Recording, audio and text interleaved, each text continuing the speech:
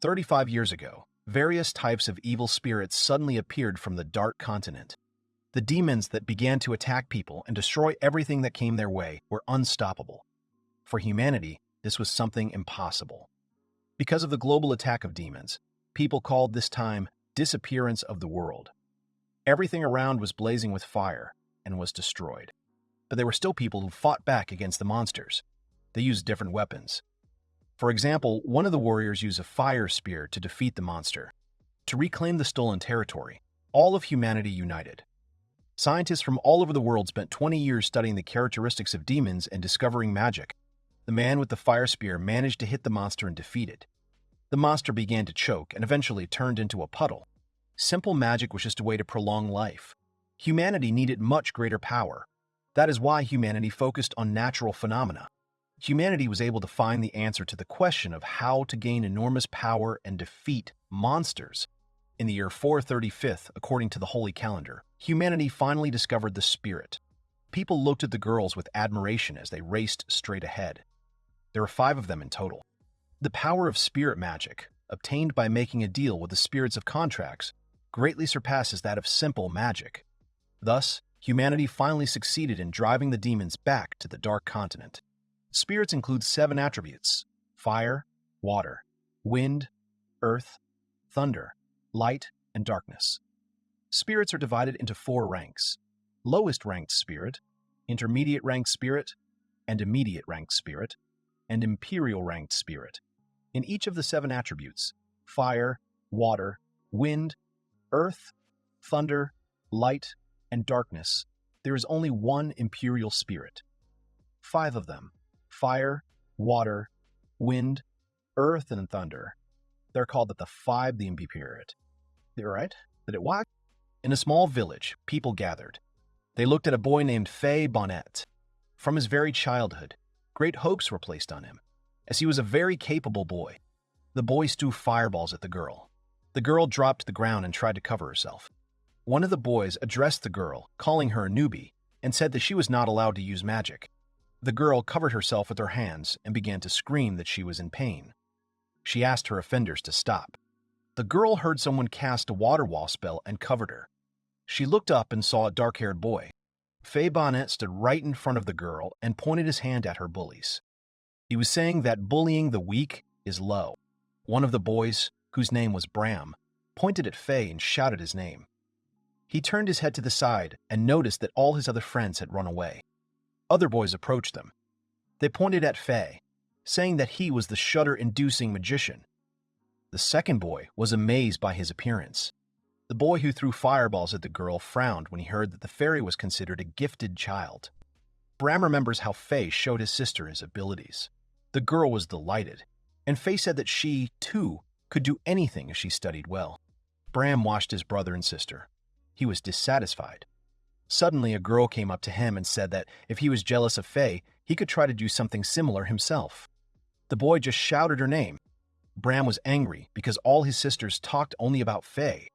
That's why he didn't like Faye. Bram pointed his hand at Faye and started to talk negatively about him. Faye used magic to launch his brother into the air. Bram screamed. Faye thought that there was no point in comparing himself to Bram or other children of the same generation. The girl who was attacked turned to Faye, wiping away her tears, and thanked her brother for saving her once again. Faye reached out to help the girl up. She climbed onto her brother's back and he carried her back home. They were watched by passers-by who were amazed by the way Faye treated her sister. The Bonett family, having received the title of Duke, must pass this title on to the eldest brother, Faye. The Bonett family is one of the 7 influential families of the Kingdom of Armando. Because of Faye's enormous magical power, which surpasses even adults, and his masterful ability to control it, he is called the Tremor-Inducing Mage. All the residents of the Bonett estate were happy to see Faye. They asked their children to try to befriend the boy. Everyone was sure that Faye Bonett could become an unrivaled spiritualist. Faye Bonett and his parents returned to the estate. They were met by the maids. Faye's parents walked ahead while the maids bowed to them. They went into the living room and sat down on the sofas. Mother Fairy stroked her son's head and talked about how he would soon have his 7th birthday. Father Fairy was happy that his son would be 7 years old. Faye turned to his father and asked what would happen if things didn't go as planned and he failed. Faye's father asked what that meant. All children, upon reaching the age of 7, go to church and sign a contract called Spirit Contract. Whether a child has the ability to communicate with spirits or not is determined the same way all over the world. If a child fails when making a contract with a spirit, he will always be looked down upon by others, and his future career will immediately become hopeless. So 7 years old is a special age that affects the rest of his life. Faye was very tense.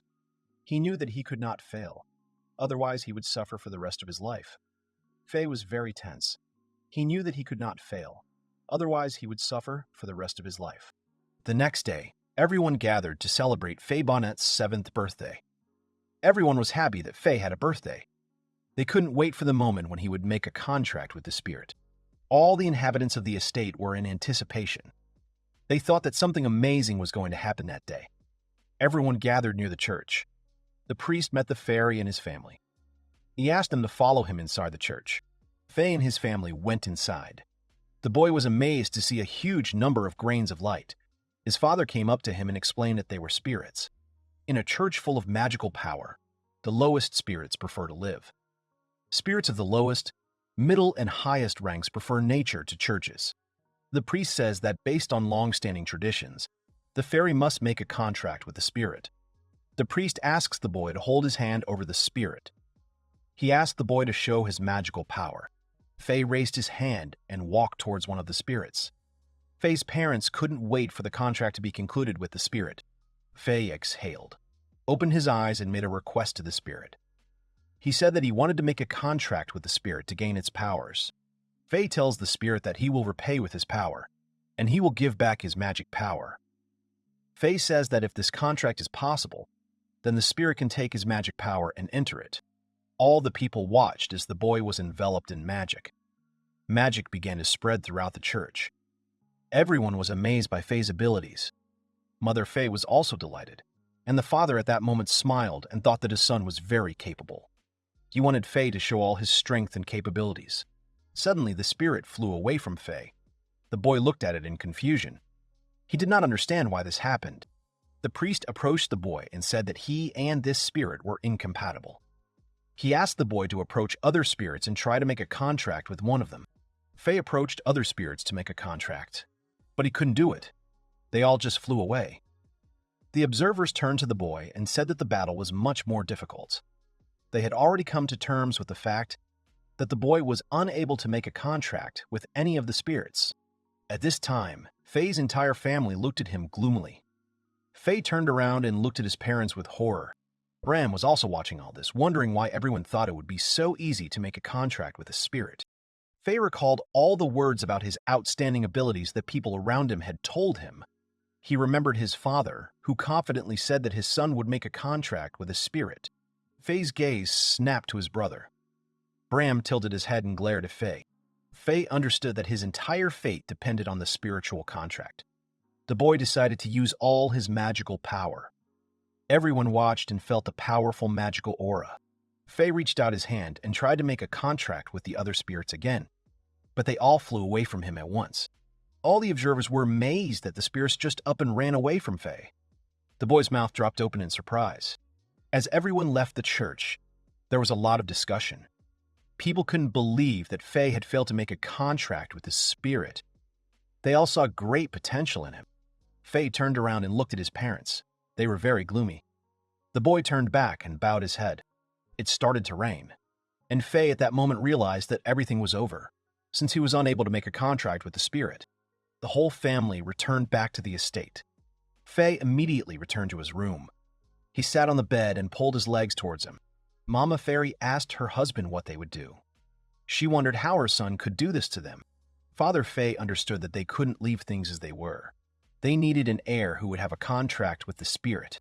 At this time, Faye stood near the door of the room and overheard his parents' conversation. Then he decided that he still needed to go back to the room. When Faye was already sitting in his room, his brother came to him and said that this was the end for the boy. Faye just looked at him and said nothing. Bram was displeased that Faye didn't respond to him. Then Bram heard his name being called. He smiled and ran to his parents, waving his hand to his brother at the end. Faye lowered his head and became gloomy.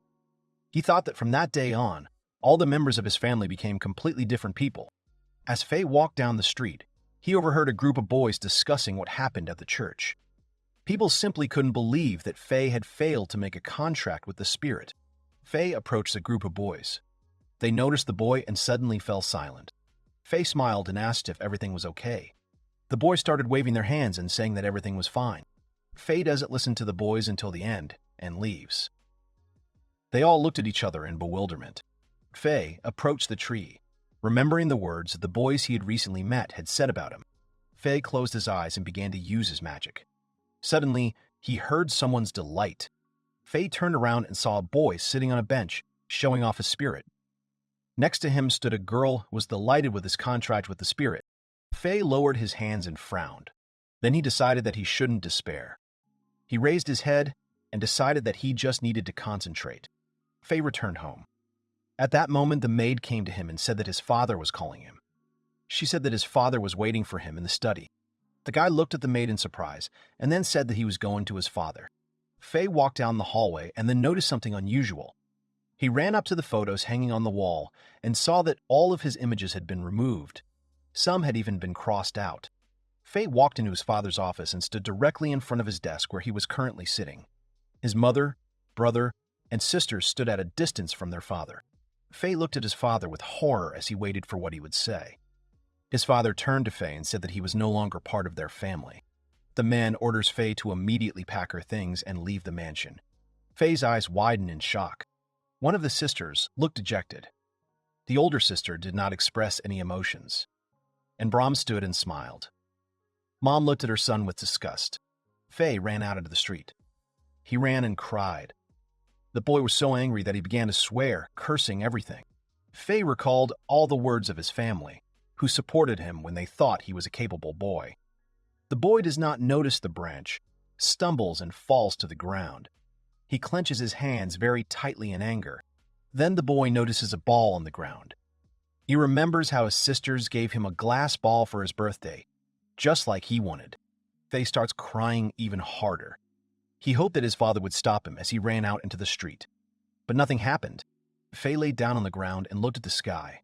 Suddenly, he felt a strong magical power. The boy stood up and leaned on his hands.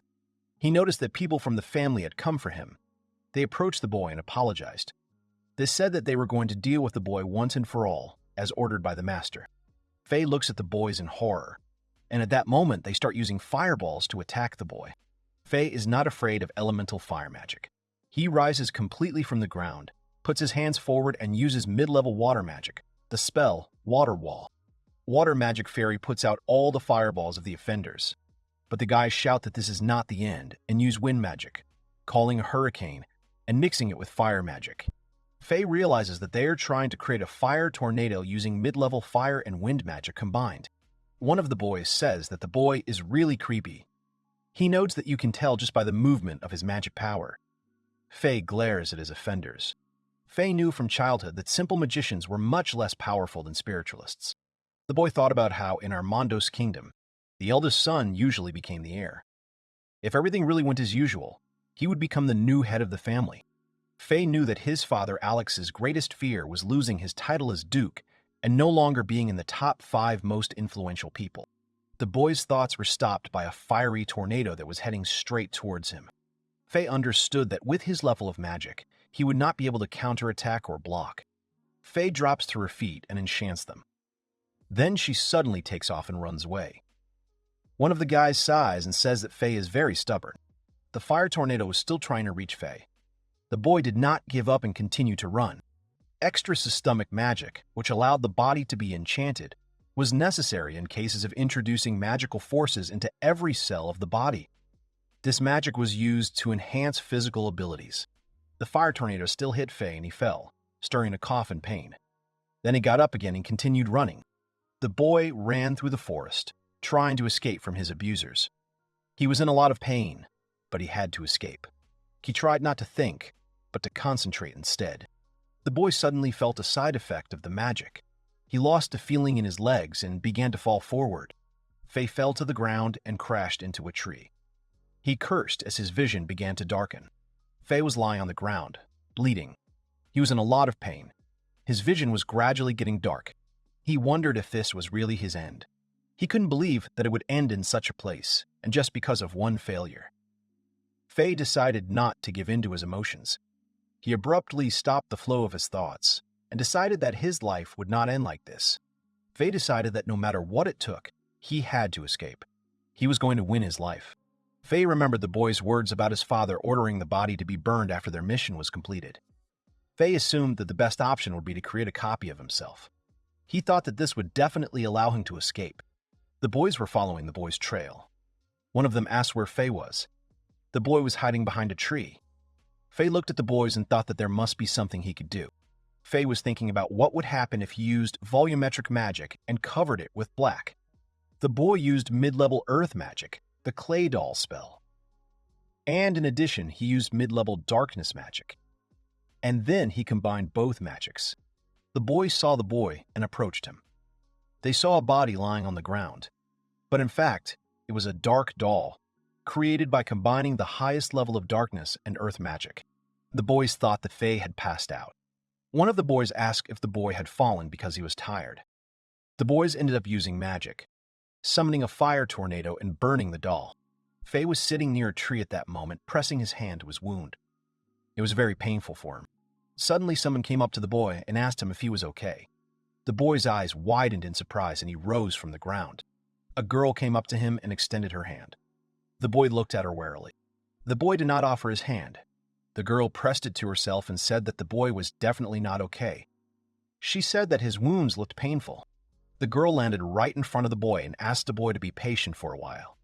She said that she could cure the boy, and then she started humming a song. Faye looked at the girl in confusion. The girl gets up from the ground and says that she is just joking, so the boy doesn't have to worry. The girl starts using magic, which surprises the fairy. She raises her hands and uses the spell, Full Recovery. Faye felt his whole body return to normal. He realized that the girl had used the highest level of water magic, the spell Full Healing. The wound on the boy's stomach had completely healed. Faye then raised his head and looked at the girl in amazement. She smiled and said that the boy should be fine now. Faye knew that healing magic was very difficult to master. Full healing was a top-level magic. He was amazed that the girl used it with unusual ease. The girl says that Faye shouldn't move much, as the wound hasn't healed completely yet. Faye thanks the stranger, and the girl says in response that it was not difficult. She asks how the boy ended up in the forest with such terrible wounds. Faye immediately frowned. The girl looked at the guy in bewilderment. Faye wondered if he could so frivolously tell everything to a stranger. He remembered his entire family and the sentence he was given.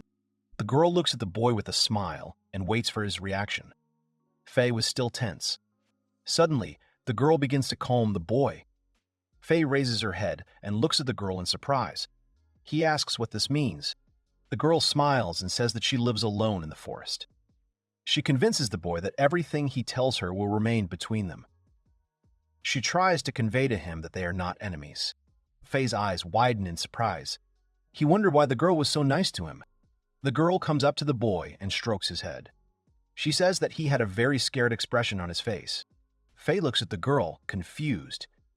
Then she asks if he really seems so scared to her. The girl sits down next to Faye. The boy begins to tell how his birthday went. The boy finishes and says that his father kicked him out of the house because he did not make a contract with the spirit. And then he sent his people after him. He finishes the story and says that this is how it all happened. The girl says that this is not unusual, since the Bonnets always care only about their title and reputation. The girl falls silent. Faye turns and looks at her questioningly. The girl suddenly perks up and says that if the boy has nowhere to go, he can come with her. Faye asks where they are going. The girl smiles and says that she always dreamed of having a son. She asks if this could be fate. The boy is silent for a while. Then he asks if he can afford to push the girl around. The girl pats the boy on the back and tells him he doesn't have to be so modest. Faye says the girl hits him hard with her hand. The girl smiles and says they have an agreement. She says her name is Lana Dirk. The boy says his first name, then adds the girl's last name, and it turns out to be Faye Dirk. The girl is silent for a while, so the boy tenses up and asks what happened. She replies that everything is fine and says that from now on, the boy's name is Faye Dirk. The boy blushes, repeating his new last name. The girl and the boy rise from the ground. Lana takes the boy by the hand and leads him along. She says that she likes his new last name. She is happy to welcome the boy into her family. Faye asks the girl to take care of him. The girl asks if the boy can call her Mom. Faye immediately agrees. 6 years later, Faye woke up in his bed and sat up straight. He looked at his hands and realized he was sweating. Lana suddenly bursts into his room and greets Faye. The guy looks at Lana in shock. The girl approaches the guy and asks if he wants to eat or take a shower. Faye then asks how the girl manages to come as soon as he wakes up. Lana says she simply cast a spell on his bed to let her know he was awake. Faye demands that she remove the spell. The girl notices that Faye's sweating a lot.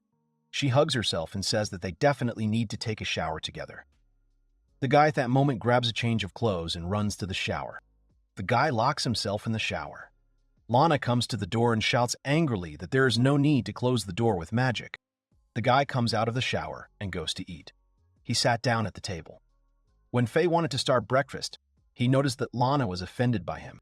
Faye noticed that the girl's cheeks were puffed up just like a hamster's. Because of this, Faye laughed and blushed. The girl began to be indignant and said that she was not a hamster. There was a lot of delicious food on the table. The guy took everything that caught his eye. Lana decided to talk and asked Faye how he slept. Faye talks about how he dreamed about that very day in the forest when he and Lana met. The girl is more gloomy. Lana leans over and asks what Faye would do if she met one of the Bonets. The boy turns his head away and remains silent. Then he turns back to the girl and says that he will do nothing. Lana asks why the boy would do nothing. Lana asks why the boy would do nothing. She reminds him that he will be able to use his magic powers. 5 years ago, Lana brought Faye to a tree where spirits were flying. The guy tried to make a contract with the spirits, but he never succeeded. That day, Lana approached Faye and said that he had amazing abilities. She said that the fact that he couldn't make a contract with a spirit seemed like a stupid joke to her. Then Lana and Faye hear strange sounds. They turn to the tree and notice a huge number of spirits. The girl is amazed that the boy was able to summon a huge number of higher spirits. Lana then widens her eyes in surprise as she notices 5 more unusual girls in the tree. She couldn't believe that 5 imperial beasts appeared right in front of them. She looks from one girl to the other and sees that one of them had red eyes, symbolizing fire, blue eyes, symbolizing water, green eyes, symbolizing wind, yellow eyes, symbolizing thunder, brown eyes, symbolizing earth. One of the girls says that they haven't met a strong magician in many years. They all jump off the tree and start circling around Faye. Lana looks at what is happening in shock. Lana remembered the story of how 5 heroes once banished demons to the Dark Continent. Each of them had a contract with only one of the 5 imperial beasts. One of the girls reaches out to Faye. At that moment, he realizes that the reason the lower spirits ran away on his birthday was because they were afraid of such a huge magical power. All the spirits hugged Faye. Lana can't believe what's happening. She says that no one has ever been able to make a contract with all 5 imperial beasts at once before. The guy interrupts her memories and says that he is glad because he met Lana that day. Lana says it's very sweet. She turns away and says she wants to show the guy something. Faye tenses. The girl puts a brochure in front of the guy. Faye looks at it carefully and notices that it is a brochure for a spiritual school. The girl asks if Faye knows that at the age of 13, everyone must take an entrance exam to a theological school. The girl notices that the guy is tense. He asks what it means. Lana asks him not to worry, as he successfully passed the document check. The girl then says that Faye will have to take some kind of test. Faye, at this point, thinks that if he goes to school, he might meet his sisters and brother there. Lana continues to tell, and says that in the spiritual school there is a division into classes. She says that since the guy has contracts with higher spirits, he can easily go to Class A if he wants. Faye interrupts the girl and says that it is better to be an ordinary magician. He understands that if someone finds out that he is better to be an ordinary magician, he understands that if someone finds out that he has a contract with the Imperial Spirits, there will be a scandal. Lana asks the boy if he knows about the difference in social status between a regular magician and a spiritualist. Faye replies that he does not know. Lana says that the power of regular magic and spiritual magic is significantly different. The girl points out that the difference in power between a simple magician and a spiritualist is huge. She is convinced that this is why the Bonnets tried to deal with the guy. Faye tenses up. Lana continues and says that a mage can never defeat a spirit mage. She convinces the guy that everyone knows about it. Lana also says that in their time they're set in a sense that is why the status of a magician is significantly inferior to the status of a spiritualist. Lana is going to tell Faye about the class system. To begin with, she says that first graders are divided into 5 classes, from A to E. She clarifies that among them, from A to D, are the classes of the spiritualists. Lana remembers and says that E is the class of magicians, in which there are 30 people. The girl mentions that there's no limit on the number of spiritualists in a class. She white cat for that year. Lana continues and says that starting from the 2nd year of study, another class will be added, S. The guy asks what kind of class it is.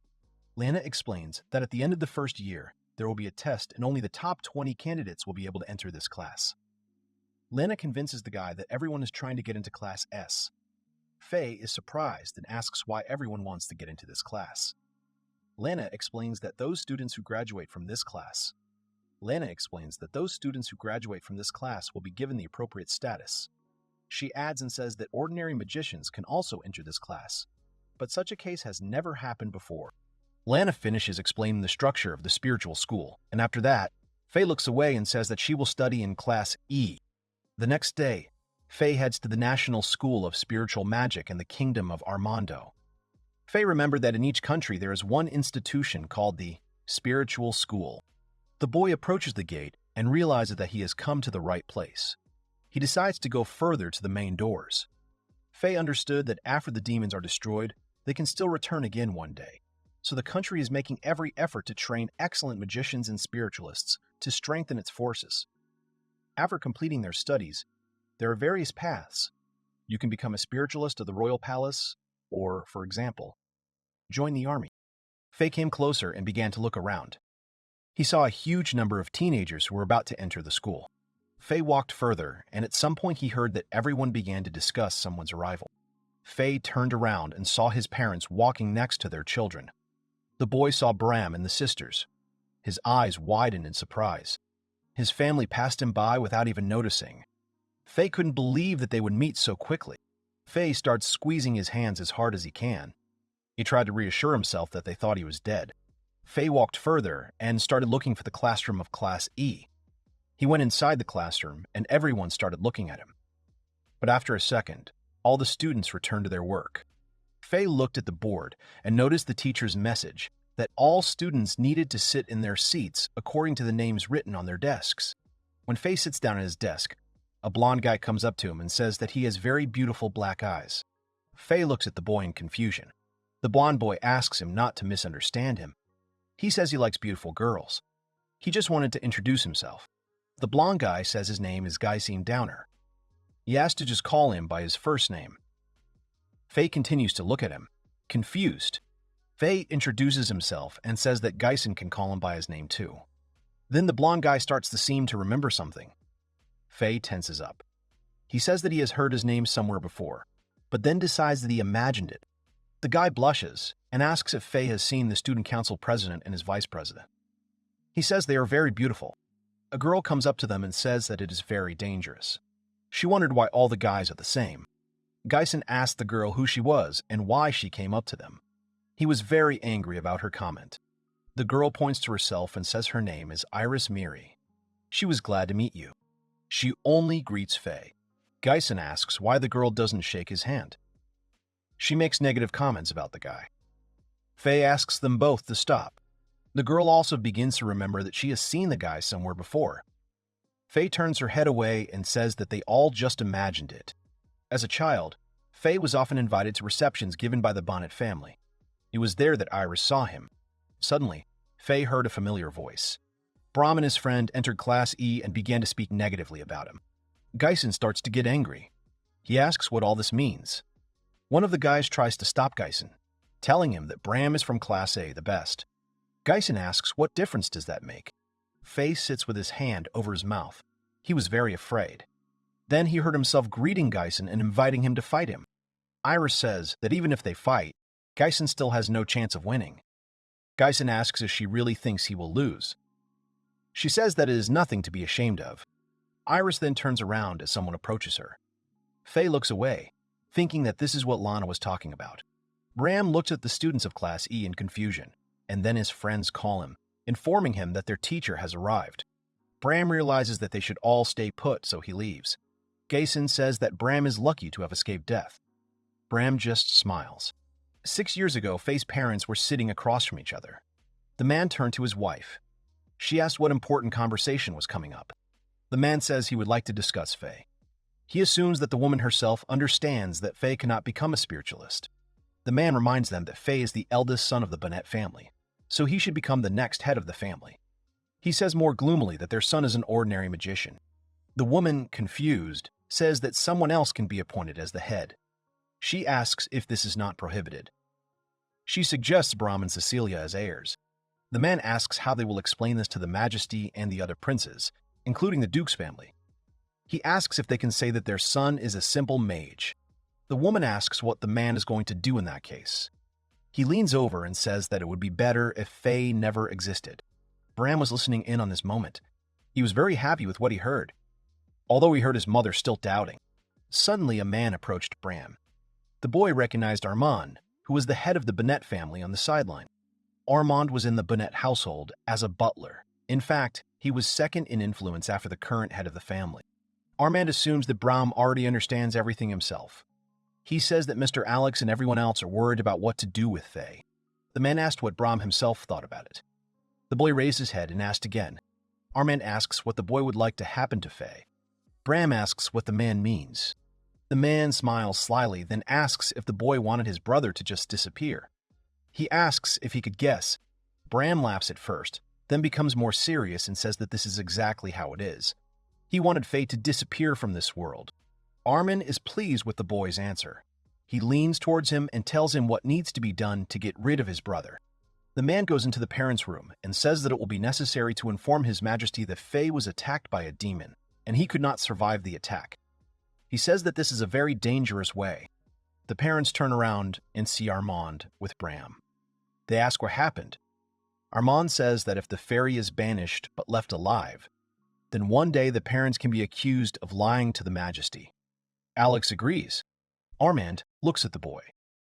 Bram is sweating with excitement because he understands that now he too needs to say something. Bram says that Faye must simply be gotten rid of once and for all. The parents look at their son in bewilderment. Armand turns to Alex and reminds him that he wanted to get rid of his son. He asked to leave this matter to him. He convinces the man that his best people will do it. Alex tries to say something, but Bram interrupts him and asks if Alex really understands everything. The man's face darkens. Bram continues and says that those who fail to make a contract with a spirit have no future. He asks if this is true. The man closes his eyes and then turns to Armand a few seconds later. He orders him to deal with Faye. Armand looks at Bram with a smile. Then the man looks at Alex and says that he understands him. He promises that everything will be done. A man enters Class E and is the class teacher. He says his name is Aaron Gavel. He reminds them that everyone in their class is a mage. He says that he is also an ordinary mage. Everyone looks at the teacher in confusion, but still greets him. The man was about to tell a student something. He says that the principal's policy is to not discriminate between spiritualists and magicians. He goes on to say that even some teachers, let alone students, can be terrible to other students. He asks if his students understand this. The teacher says that every year after the entrance exam, there is always someone who will pick on them. He convinces his students that they should not pick on them even in such cases. He says that if the other side makes the first move, the school rules will be on their side. He asks his students to be patient in order to become stronger. The teacher raises his voice and says that they must become stronger. He asks them to look at their bullies with pride. All the students agree with the teacher. At the age of 7, each child undergoes a ceremony to make a contract with the spirit, and the results of the second contract will affect the rest of his life. Faye recalled how at a ceremony all the spirits simply ran away from him, thereby dooming him to a terrible future. Everyone was discussing this moment in the church. An unheard of scandal occurred related to the Bonett family because Faye could not make a contract with the spirit. Alex sat across from his wife. He couldn't believe that Faye wouldn't be able to sign the contract. The woman thought that the boy had been disrespectful to his parents. The man says that magicians are significantly inferior to spiritualists. He says that if the next head of the Bonett family is a simple magician, then their family will no longer be in the 7 most influential. The man cursed. Faye recalled strangers trying to kill him with a fire tornado. He also recalled meeting Lana. Faye understood that if his family found out that he was alive, they would definitely come again to deal with him. The guy knew that he couldn't let anyone know the truth. He decided to be very quiet. All the students gathered in a huge hall. The host of the event stood right in front of them. He greeted all the students and congratulated them on their admission to their school. Then the host announced that the director had something important to say. A girl came on stage. At that moment, Iris tried to wake up Geisen, who was sleeping. The principal greeted all the first-year students. She announced that her name was Jessica Friel. All the students thought that the child was the principal. They assumed that the girl was 8 years old. Most could not believe that the girl was the principal. The principal asked everyone to be quiet. She said that she was 21 years old, so all the students could rest easy. She convinced the students that she did not have enough magical powers for the Majesty to entrust her with the position. Many in the audience were shocked that the girl was young. Everyone could not believe that the girl was much older than she seemed. The director shows his magic and says that he just has this kind of appearance that nothing can be done about. Discussions about the director's age continued. There were even those who spoke negatively about the girl. The principal stopped abruptly. She hung her head down while everyone else continued to discuss her appearance and age. Another teacher tried to calm her down. The director used the elementary wind magic, the spell Sound Memory. With this spell, she encoded the vibrations of the air with the wind. This magic allows you to preserve the sound of speech. Those who possess this magic usually have some hidden meaning. The principal blushes and shouts that the students should not worry. Everyone immediately falls silent. The principal continues his speech and says that the students have entered an institution for magicians and spiritualists, so that they can protect themselves and their loved ones from demons. She asks all students to shed their overconfidence and hone their strength over the next 6 years. Geisen walks up to Faye and says he never thought the principal would be some little girl. Faye says Geisen is overdoing it. Suddenly, someone addresses Faye. The guy turns around and sees guys asking him to prepare for the document check and entrance exam. Faye remembers Lana convincing the boy that he shouldn't worry because he passed the ID check. Then he remembers his girlfriend saying something about a test. Faye realizes he has to take the test, so he follows right behind the guys who came for him. At that moment, his sister sees him. Faye followed the guys into the building. The one with glasses says that Faye must show the magic he possesses, described in his admission documents. The second guy says that in this way, with the help of the intermediate magic of the 5 attributes and the elemental magic of light and darkness, Faye will have to hit the target. Faye recalled what Lana wrote before intermediate magic. Faye understands that he could actually use high magic right away. But a newbie who entered the school and already had high-level magic would cause too many rumors. Faye uses fire magic, Fire Spear. Then the guy uses wind attribute, Wind Spear. And the guy also uses lightning attribute, Thunder Spear. Then he uses earth attribute, Clay Spear, and water attribute, Water Spear. Faye points his hand forward and fires magic bolts straight at all the targets. The examiners look at the targets in shock. They were amazed by the guy's power, especially since the guys remembered that Faye had just entered. The guy with glasses signs the papers and says he has no questions. He asks Faye to show him how he can master the elementary magic of light and darkness. Faye shows his abilities. The examiners smile and say that the guy passes. Faye remembered that usually, depending on the attribute, there are strengths and weaknesses that vary depending on the power. The examiners were amazed that Faye could not make a spiritual contract. They thought it was something amazing. Faye headed back after passing the exam successfully. He didn't want to be found, so he hurried back. Suddenly, someone's hand reached out towards Faye. The guy turned around and saw a girl who addressed him. She asked if the guy was really called Faye. Faye immediately recognized his girl, whom he had protected from fireballs several years ago. The girl introduced herself and said that her name was Melia Famis. She asked if the guy remembered her. The guy notices a bandage on the girl's arm. He gaps in surprise. Then he overcomes his anxiety and asks if this isn't their first meeting. Melia doesn't understand why the guy is acting so strangely. Faye looks at the girl for a moment, and then says that his name is Faye Dirk. He says that she can just call him by his first name. The girl asks what all this means. She asks the guy if he is sure he is not Faye Bonett. Faye pretends to remember the eldest son of the Bonett family. He says that he really did have the same name as him. He asks if he died from a demon attack. Melia cries. She smiles, apologizes, and runs away.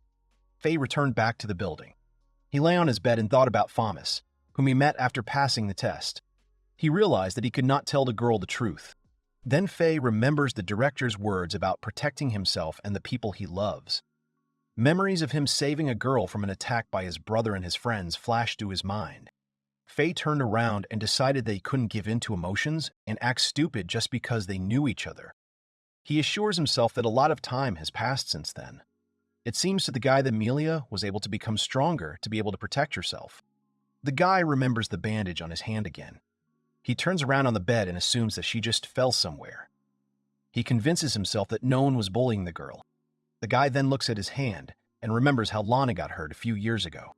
At that time, Faye was still a very small boy.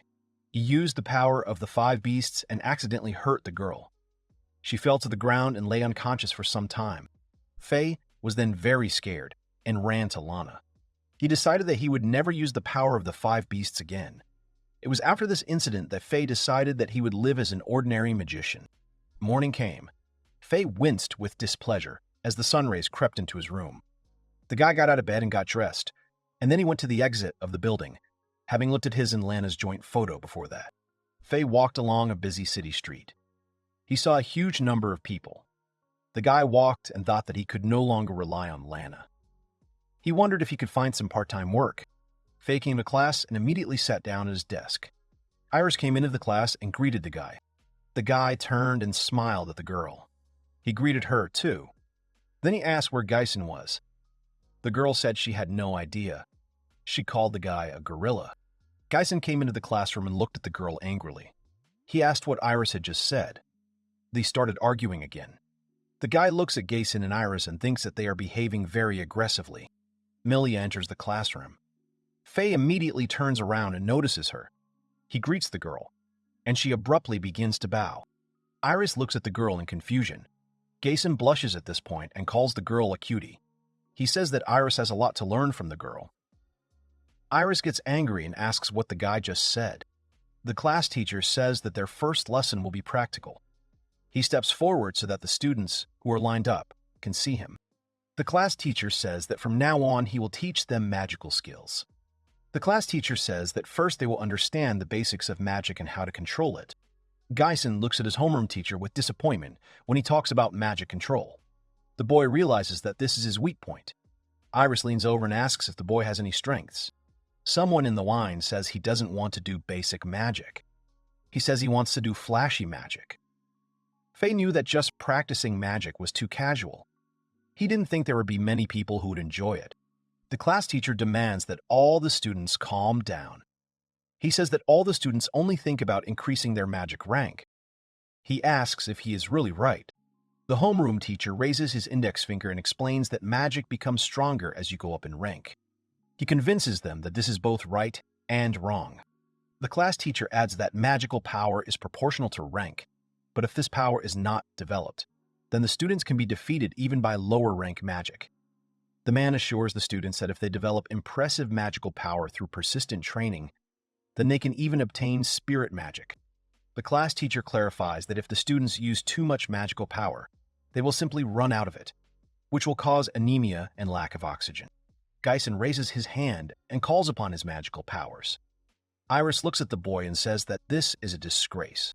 Melia also tried to summon magical power. She realized that it was quite difficult. The class teacher raises his hand and asks the students to try to make the color of their magic power as close to white as possible. The man says that the higher the magic power, the whiter it is. He adds that it works the other way around too. The lower it is, the darker it is. Iris looks at Jason and says that his magic power is completely black. Geisen becomes gloomy and curses. He liked the black color of magic power. The class teacher turns his head to the side and notices Fairy, whose magic was white. The man was surprised that Faye had pure and strong magical power. He did not understand how the boy could have such power, being only a first-year student.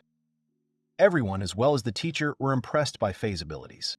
Faye is embarrassed and tense as she realizes that he has attracted attention to himself. Milia looks at the guy with concern. Geisen hugs Faye from behind and says that he is a really strong mage. Faye asks what the guy is doing. All the students immediately approached Faye and began asking him how he was able to develop such amazing magical power. They asked the guy to teach them the same. Faye was confused. Faye puts his hands forward and says that he is not doing anything special. The students do not understand what the guy is talking about. Faye says he was extremely upset after failing to make a contract with the spirit, so he trained hard every day. The class teacher asks if the students understand what they need to do. He reminds them again that they need to make every effort. Milia couldn't believe that it wasn't Faye who stood before her, who had once saved her from his brother and his friends. All the students returned back to the classroom. Geisen said goodbye to Faye. The boy also said goodbye to him and said that they had a great time. Milia was walking down the school corridor. Some guys appeared behind her. They were looking for a girl. One of the guys asked if this was the same girl. Milia turned around and looked at the guys worriedly. Faye went outside. He suddenly heard the girl's voice screaming and asking him to stop. Faye recognized Milia's voice.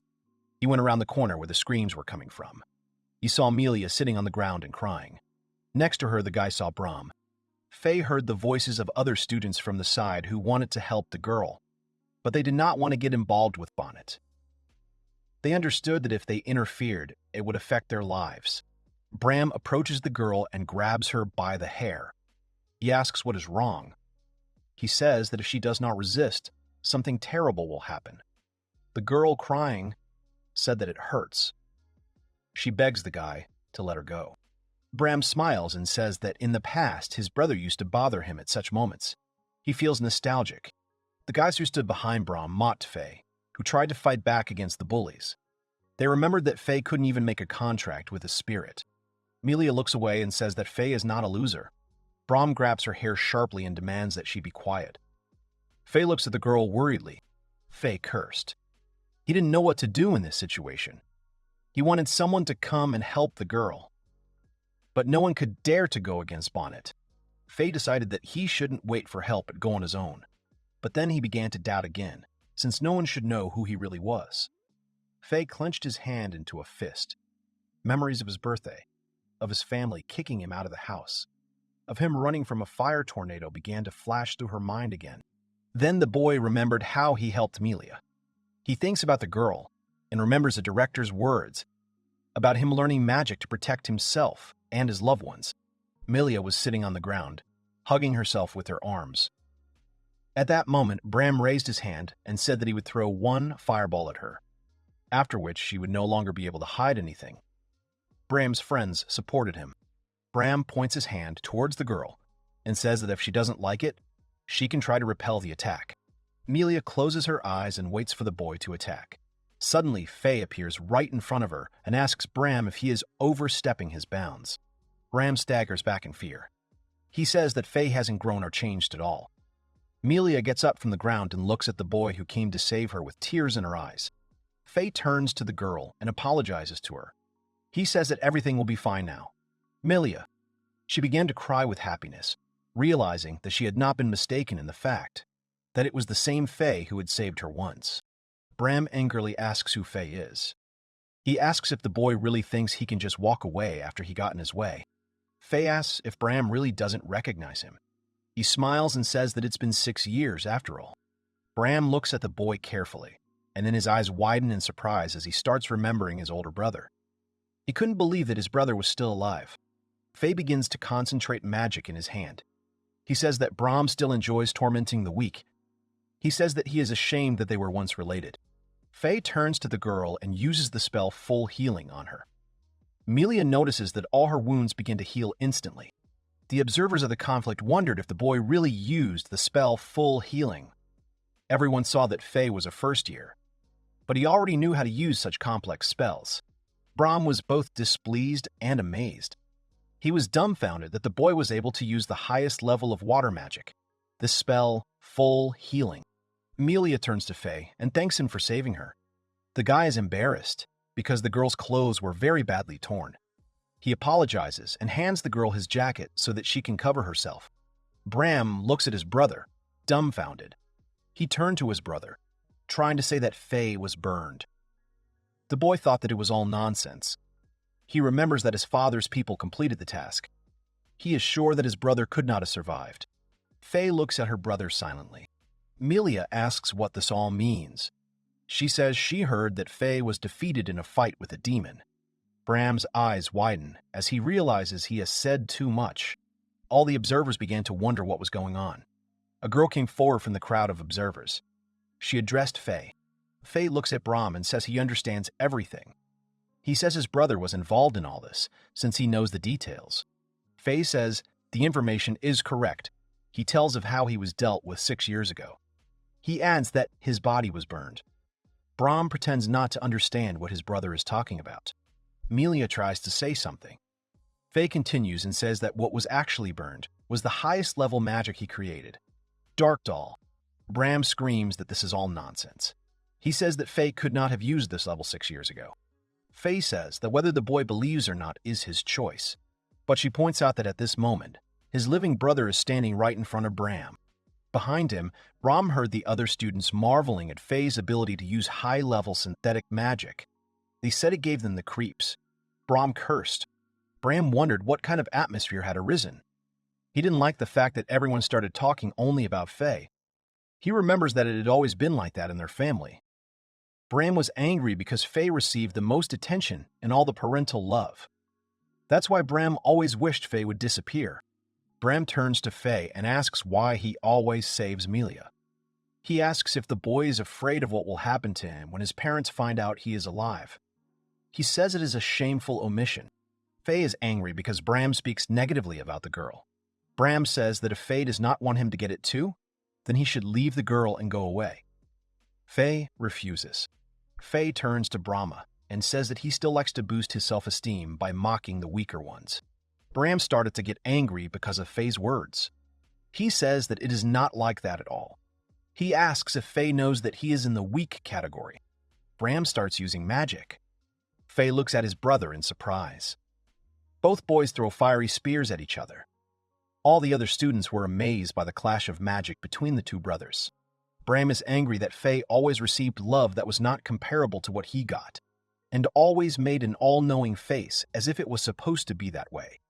He swears. Bram asks if Faye really thinks the power he received is regular magic. The younger sister watches Bram and can't believe he's about to use one of his most powerful spells. Bram puts his hand to his face and says that Faye has truly beaten him in everything except the one power he's got. Bram summoned the noble spirit. He asked it to show great strength, feeding on its magical power. Faye knew that spirits of lower rank are often shape-shifting spirits. They are docile, easy to handle, and difficult to suppress. He remembered that if a spirit gets out of control, its strength is inferior to a human's. Bram called upon a lower-ranking spirit to incarnate into the flame of a wolf. Bram smiled madly and asked what Faye would do. He mocked the guy for using intermediate magic. He says Faye can sit down if he's scared. Faye notices that his brother treats even the spirit as a thing. Bram at this point says that he is going to show who is really stronger.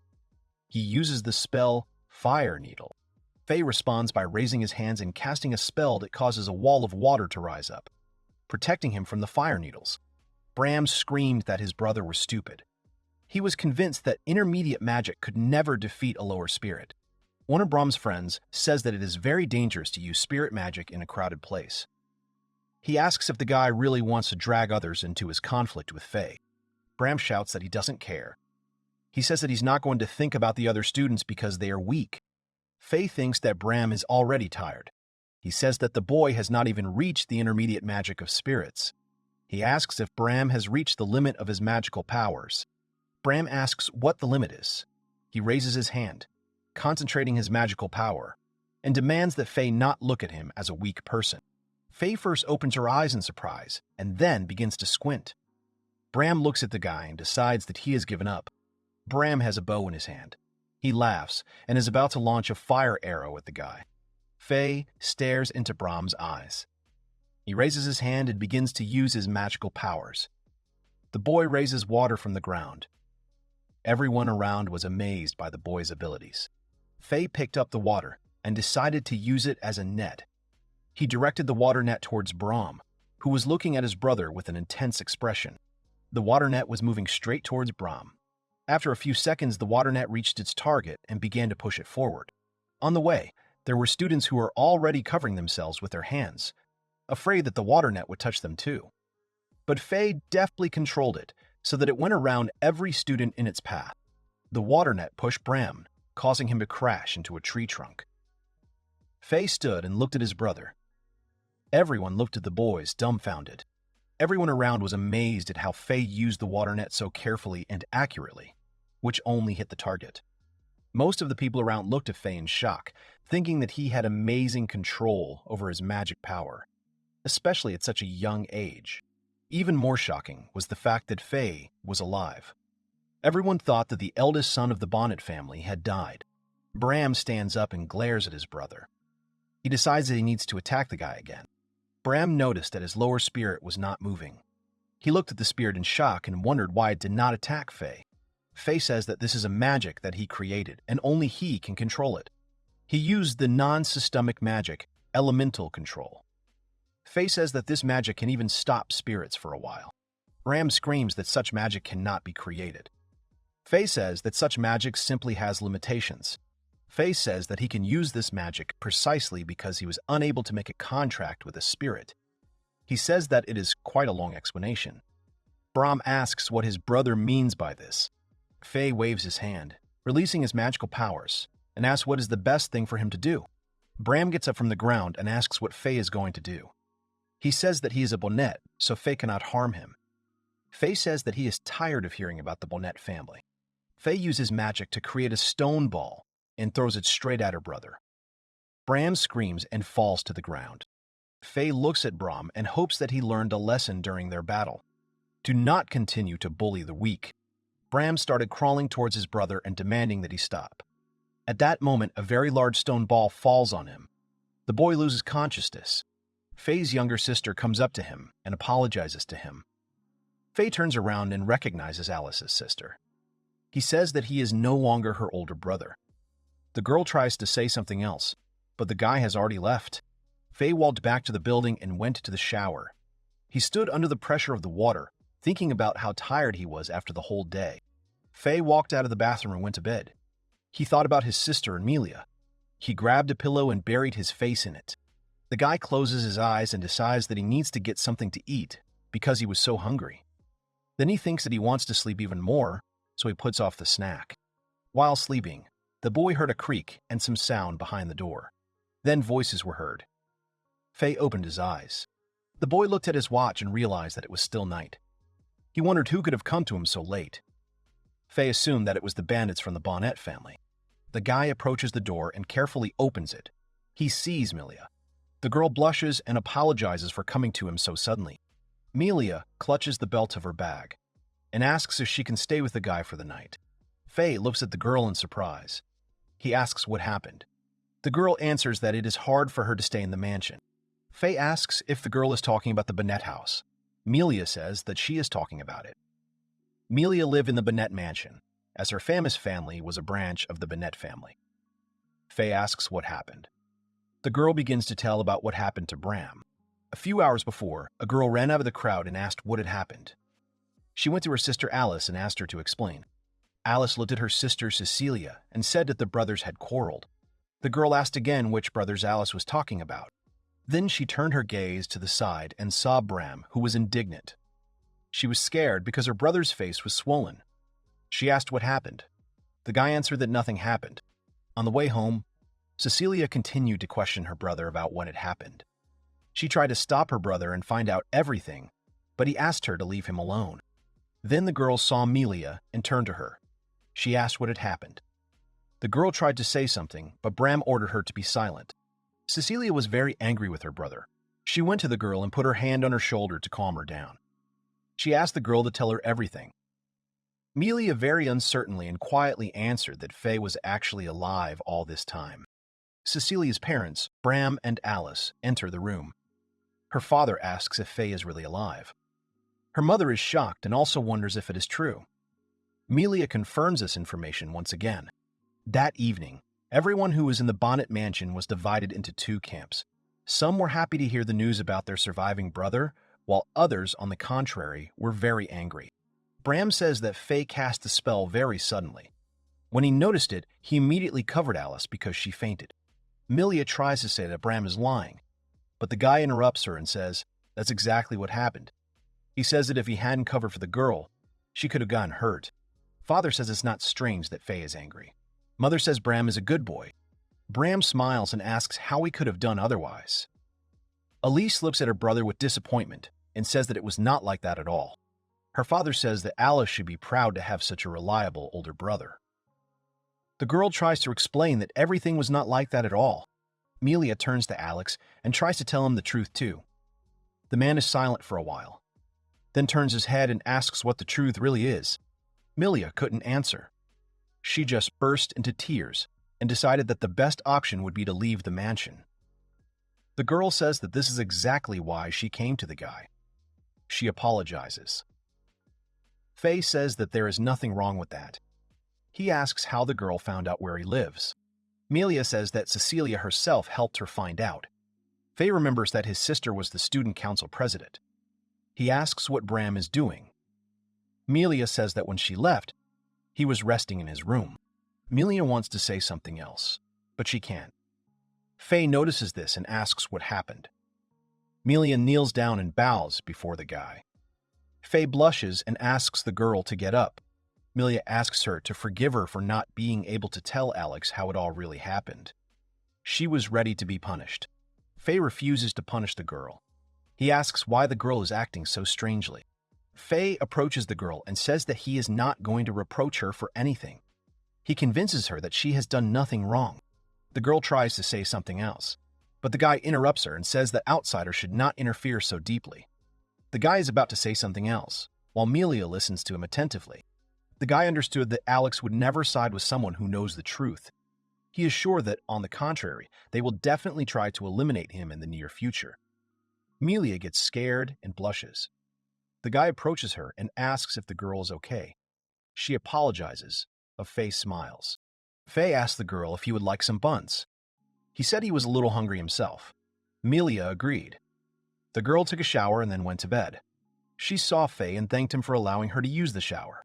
Faye points to the place where he will sleep, and then says that the girl will sleep on his bed.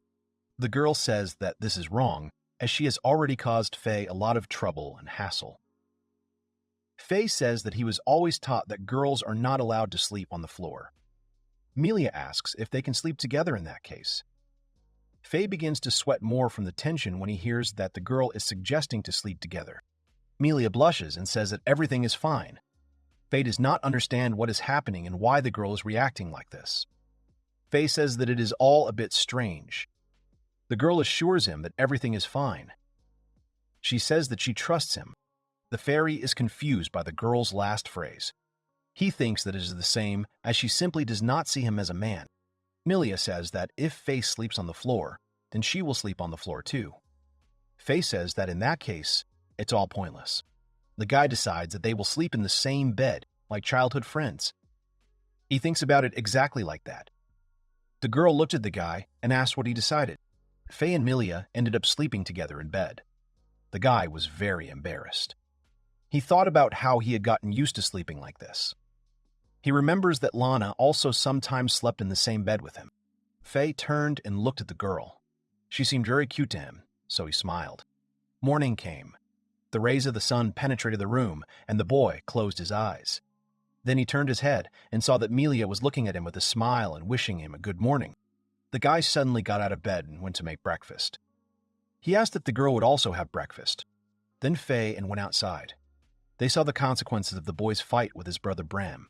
A hole in the asphalt and a broken tree. Faye was shocked by the consequences. Melia laughed and said that nothing could be done about it.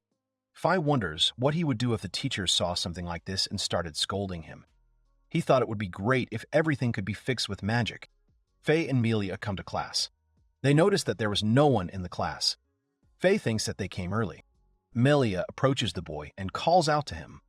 She hands him a book on the practical application and effective use of low-level magic. The boy blushes and rejoices. Milia remembers how Faye gave her this book. She was only able to use low-level magic, so the guy gave her this book. Faye looks at the girl with a smile and says that she kept the book all this time. He assumes that the girl read it a lot, because it is cracked. The girl smiles and says that she kept it because it was a gift from Faye. Faye asks the girl if she wants them to practice magic together like before. The girl claps her hands and says that she really wants to resume their training again. Milia blushed with happiness. She was glad she and Faye were spending time together again. The guy notices that the girl has blushed, so he asks what happened. The girl doesn't have time to answer, because Iris enters the classroom. Iris greets Faye and wishes him a good morning. She turns to the girl and asks how long she and Faye have been talking so nicely. She wonders when they managed to become such close friends. Milia doesn't have time to answer. Gosen comes up to Faye and puts his hand on his shoulder. He says that he heard everything. Faye asks what the guy heard. Gosen says that he knows what happened the day before. Gaisen walks away from the boy and marvels at how he beat the older Bonett brother. He was thrilled. He says the whole school is talking about it. Faye at this point recoils and thinks he went too far. Suddenly, Faye realizes that Gaisen doesn't know who the guy really is. Gaisen notices the guy's strange look and asks why he's looking at him like that. Faye was wondering at this point why he didn't bring up the fact that he was Bonett. All the other students came into the classroom. They were discussing how Faye had been amazing during the battle with his brother the day before. Faye sheepishly thanked everyone for their compliments. Faye felt relieved, since apparently no one knew anything about his true identity. Gaisen pokes the guy in the shoulder and asks what's wrong. He says the guy doesn't usually act like this. Faye says he was just lost in thought. The class teacher comes into the classroom. He greets Faye joyfully. He says that the boy is a star. All the students started asking the teacher what had happened to him. The man was happy that the magician had defeated the spiritualist. This had happened for the first time in history. He asked if this was a miracle. His dream had finally come true. Faye was tense. He was not an ordinary magician, so he did not share the man's delight. Faye assumed that their homeroom teacher would be disappointed in him if he knew they actually had a contract with the Imperial Spirits. The homeroom teacher noticed the boy's puzzled face and asked what was wrong. Faye replied that nothing was wrong. He assured the teacher that he was just thinking about being scolded. He felt better. Suddenly, the class teacher remembers that the boy was called by the principal. He demanded that the boy go to the principal's office immediately. The boy suspected that they would not let him go so easily. Faye walked to the principal's office with his head down. He began to worry again. He assumed that they would demand that he reimburse the money for the repairs. He thought about how to tell Lana about this later. Faye approaches the right door and stops. He hesitates for a while and then finally decides to knock.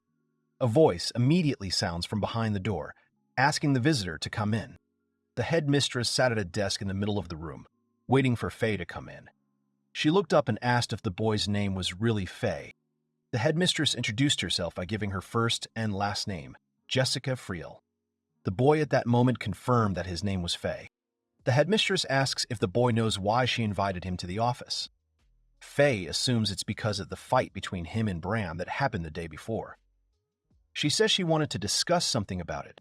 The woman asks the boy if he knows that their fight left a huge hole in the foundation of the school. The boy says he does. He asks if he should pay for the repairs. The director says there is no need for compensation. She says there is something else besides that. The woman claims that the students who were present the day before during the conflict heard the boy mention many times that he is Faye Bonett. She would like to hear from the boy what it means. Faye frowns. The woman notices and asks what's wrong. The guy says he's the former eldest son of the Bonett family. The woman closes her eyes and says she understands. She asks if it's true that the boy was kicked out of his family and bandits were sent after him to cover up all traces. Faye says that's exactly what happened. Faye asks if it was really the woman who made sure no one said anything about this. The principal says that it was indeed she who stopped any discussion of the topic. She did not want to cause unnecessary confusion, as it is more convenient for adults. Faye looks at the woman in surprise. She notices his gaze and asks what's wrong. The woman blushes, then frowns. Faye thinks she looks like a hurt child, so he blushes too. The director says that she will report Bram and Faye's conflict to His Majesty the King. But even despite what happened a day ago, She does not think that there will be any punishment.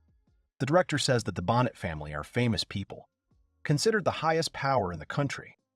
She says that it is assumed that it is much wiser to deal with money matters than to punish unnecessarily and wait for betrayal. Faye agrees with the woman's statement.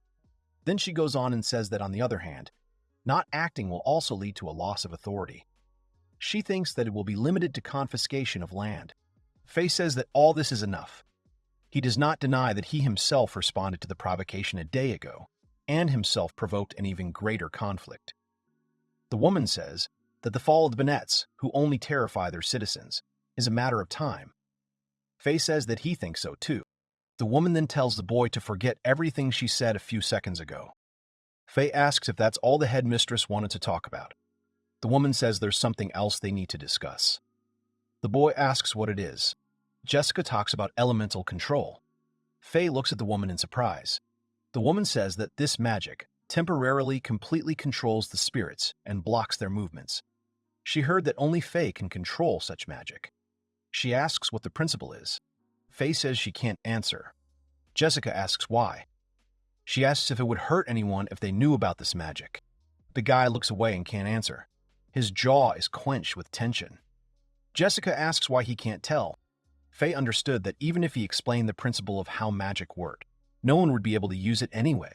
He remembered that there were some conditions for using this magic, but if he told about it, he might be suspected of using the 5 imperial beasts. He couldn't allow that. The headmistress says that she understands everything. She says that the fact that an ordinary magician defeated a spiritualist can change a lot in the minds of other students. She dreamed of this, so she thanks the guy. Faye says he doesn't deserve gratitude. He says he defeated Brahm only on a whim. The woman looks at the guy in shock. Faye asks what's wrong. She replies that everything is fine. The woman thought that at such a young age, Faye was acting very mature. She had no idea what the boy had to deal with. She wondered what was going on in his head. Faye goes to the exit and says she will go. Suddenly he notices a bookcase and books about appearance. The guy did not understand why a woman would need such books, since he considered her quite attractive. The woman did not understand anything. Faye returned to class, where the class teacher was dancing at the blackboard and all the students were looking at him in bewilderment. Dyson tells Faye that he was gone for a long time. He asks what the guy talked about with the principal. Faye says he'll tell everyone in the cafeteria. Faye goes to the cafeteria after school. When he took the tray and headed to the table, Melia stopped him and said that he forgot his fork. The guy thanked the girl. Iris looked at the guy and the girl with suspicion. When everyone sat down at the table, Iris asked why Melia addressed Faye as a superior person. Faye answers for the girl and says that it is an old story. He agrees that the girl is right. Then he turns to Melia and says that things have changed so she can address him as her peer. Melia doesn't understand what the guy is talking about. Faye continues and says that it's very strange to treat a classmate as a superior. He suggests that the girl remove all formal and polite speech. Melia is confused. The girl bows her head and blushes, thinking about how she will communicate with Faye as if he were a normal classmate. Iris smiles slyly, watching the girl. Suddenly, someone's hand falls on Faye's shoulder.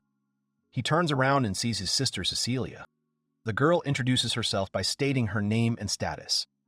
She says that she would like to talk to him. She asks if the boy can come to the student council office. Faye asks, what if he doesn't want to go into the student council office?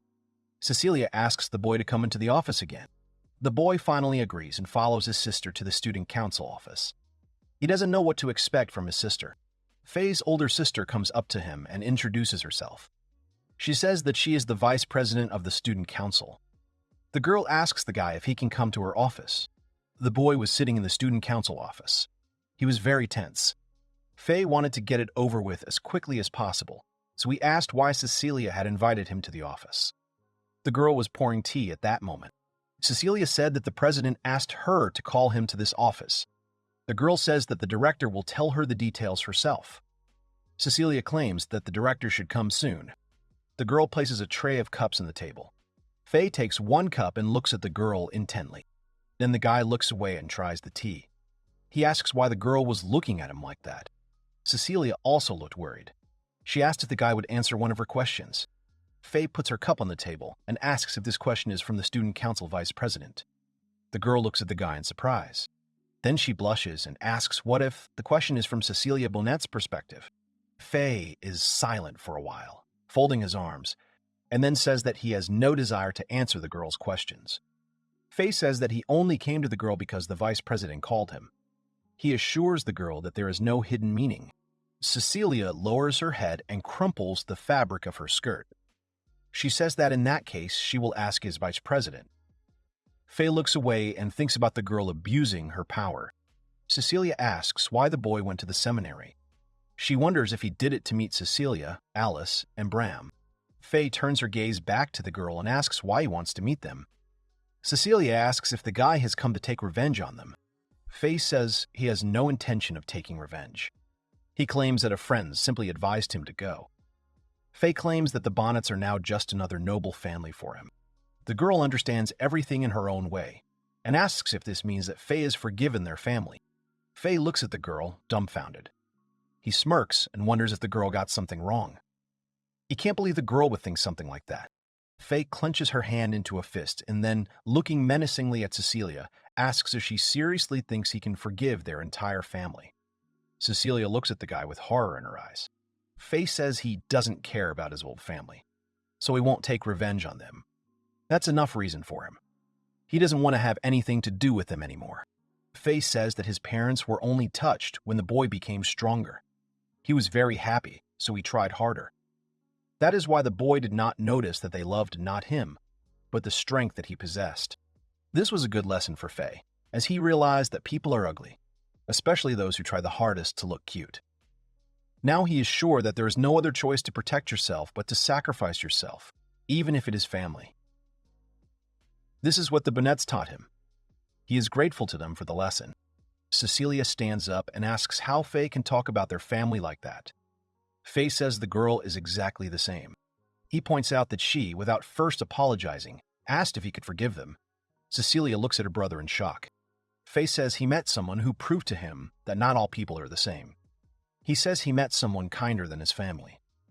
Cecilia looks down and blushes. A girl walks into the office, rubbing the back of her head and apologizing for being late. Faye turns and looks at the girl, and Cecilia lowers her gaze. The girl pretends to ask why the atmosphere in the room is so gloomy. She asks if Cecilia wants to go back to class. Faye remains silent, and Cecilia thanks the girl and goes back to class. The girl says that she and Faye haven't seen each other for a long time.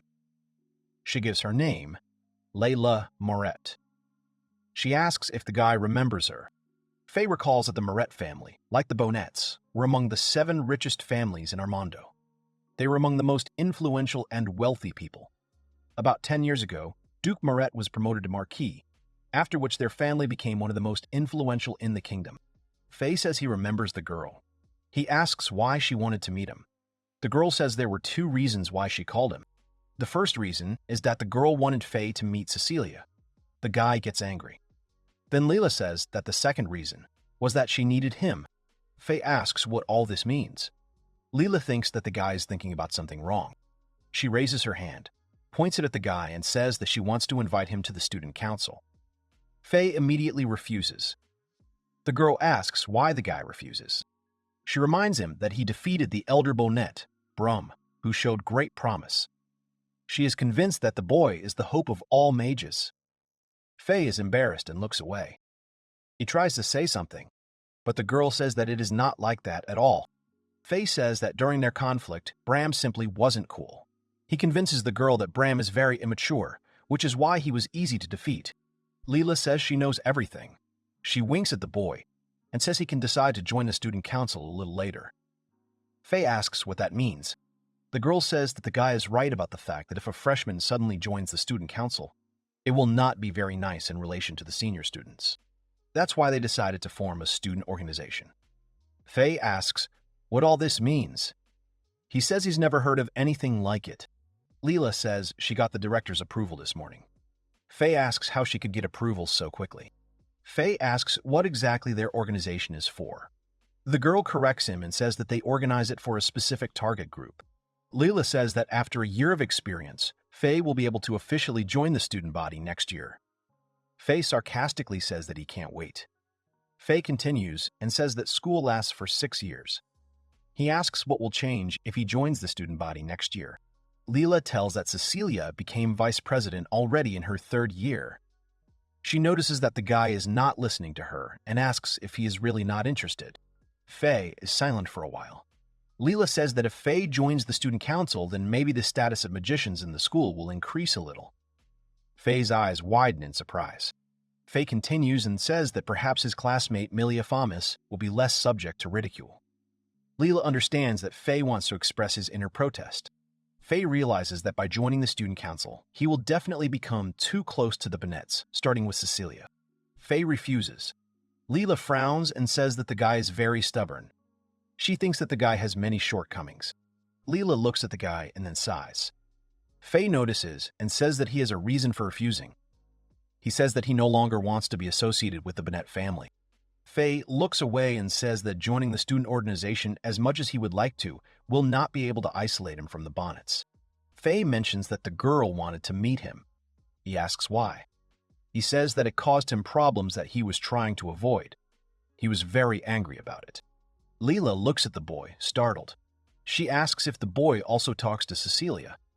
Faye looks away and asks what the difference is. He places the cup on the tray with dishes. At this point, Leela says that she still wants Faye. Leela says that if the boy joins the student council, she will take 2 more mages into the organization, which the boy chooses. Faye asks what the point is. Leela says that the maximum number of members in the organization is 6 people. Thus, if there are 3 mages including Faye, then there will be 3 spiritualists. Therefore, their influence in the student council will be equal. Faye thinks and asks if he can ask the girl a question. Leela listens to him attentively. Faye asks if the student council really consists of the strongest students. He says that it won't be easy to take so many mages. Leela says it will be fine. She's going to insist that the 3 spots be given to the mages. Faye asks if he can choose anyone. Leela replies that he will be able to choose those who have high abilities for office work. Faye asks if it's true that not everyone can join the student council. Leela says that it will be decided next year. The guy closes his eyes and thinks. Then his eyes widen as he sees Leela folding her hands and asking him to join the student council. Faye finally agrees. The girl screams with delight. She says that in that case, the guy will have to bring 2 more tomorrow after school. Faye sharply asks why he only has a day. Leela says they don't have time. Faye agrees and says that it is time for him to go. Leela stops the guy right at the door. She puts her hand on his shoulder. The guy turns around and stares at the girl. Leela asks to listen to her and asks Faye to talk to Cecilia. Faye looks at the girl in surprise and then asks why the girl is so rudely interfering in their personal life. Faye left. He was going to meet his friends at a place. When the guy came to the right place, Melia called out to him. She immediately smiled and said that they had been waiting for the guy all this time. The boy walked up to the table and heard Geisen complaining about how they already had a test on non-systematic body enchantment magic next week. Iris said that was why they needed to come up with a strategy. Faye approaches the table and notices the huge amount of the delicious food. He blushes and is surprised that his friends have already ordered food. Melia laughs at Faye for not being able to resist sweets again. Ari and Geisen are surprised.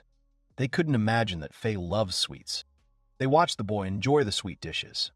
Iris and Geisen laughed. At this time, Cecilia returns home. Bram approaches her and asks what happened. Cecilia says that she wants Alice and Bram to join the student organization at the student council. Alice asks why. Cecilia says that after working for a year in this organization, they will be able to get a place in the student council. She says that she cannot say this with certainty, but they will definitely have some privileges. Bram assumes that the girl wants to have great people like him on the student council as soon as possible. Bram knew that there were some problems for freshmen to join. He assumes that is why they came up with this plan. Cecilia looks away. She says that in any case, she will be waiting for them in the student council office the next day. She asks if her sister and brother understood everything. Alice asks if she is sure she will fit in. Cecilia walks up to her sister, kneels down in front of her, and tells her that she needs to be more confident. She reminds her that she is in the strongest class of freshmen. Iris stood in front of Geisen. The girl suggested that they begin training. She told the guy that he needed to try and release all the magical power from the center of his body. The guy releases the magical force and asks the girl if he is doing everything right. Iris says that everything is wrong. Geisen raises his hands and asks what is the right way then. Iris laughs and says that the guy has no inner feeling at all. Geisen is outraged and asks how he is supposed to succeed if the girl constantly comments on everything. Iris asks what the guy just said. Geisen says the girl is a terrible teacher. Faye and Melia approach them. Faye was surprised that Geisen and Iris had been training since the morning. Melia simply greeted his classmates. Geisen and Iris also greeted the boy and girl. Geisen adds that they don't have much time. Faye turns to the girl and invites her to practice too. He asks what level she has reached. Melia decides to show. The girl points her hand forward and releases magical powers. Faye is amazed that the girl can already release magical power from 3 fingers. The girl remembered that 6 years ago she could only release magical power from her thumb. Faye looks at the girl and smiles. He thinks about how she trained every day. He noticed that the girl's magic power was a little cloudy, but its purity was very high. The guy distantly hears Iris yelling at Geisen. She asks how much he needs to explain before he understands.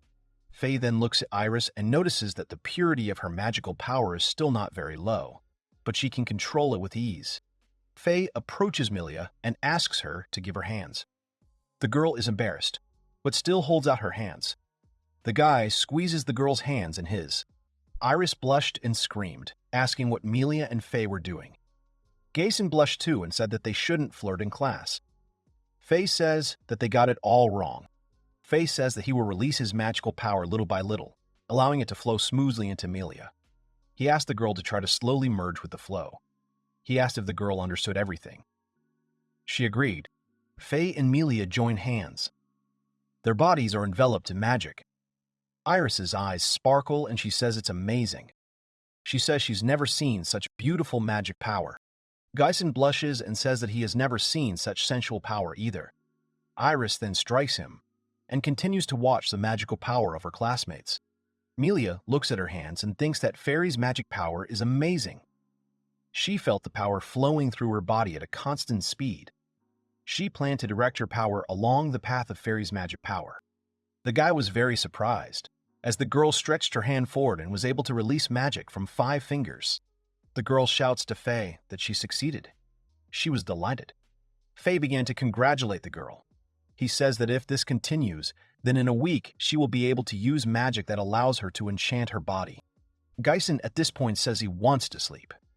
Then Iris remembers that the guy came even earlier than her and asks if he is okay. She doesn't remember the guy ever coming so early. Geisen turns to the girl and pointing his thumb at himself says that he should not be underestimated. He had a countermeasure. Iris asked what kind of countermeasure it was.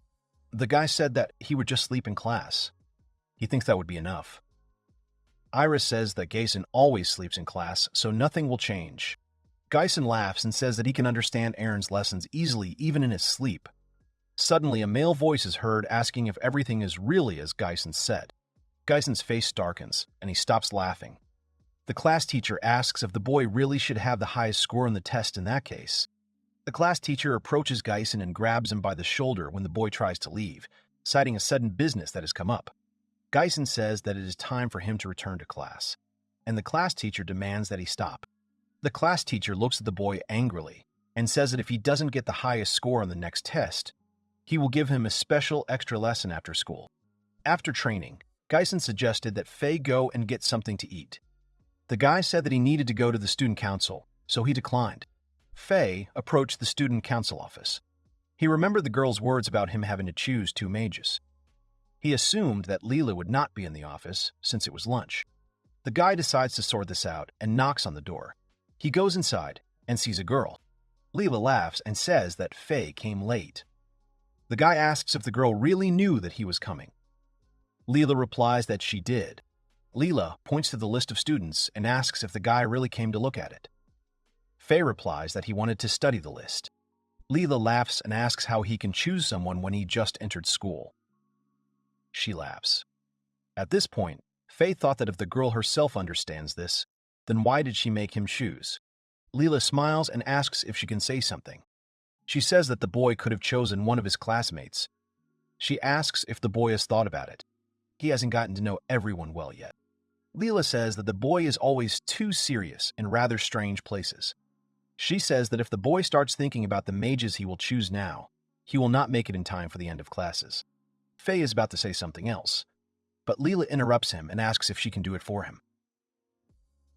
Faye asks if the girl really wants to do it. Leela says that most of the information about students is stored in her head. She tells the boy not to worry and says that she would never choose someone who could be at a disadvantage to the spiritualists. Faye asks if he can rely on her in that case. The girl replies that he can rely on her. Leela claps her hands and says that the dinner is not over yet. She asks if the guy wants to have dinner with her. Faye declines and says that she prefers to have dinner in a pleasant environment, which is why he says no. Faye goes to the door and says he's going. Leela gets upset with him and says they'll meet again after school. There was a ruckus. Bram was asking where Faye was.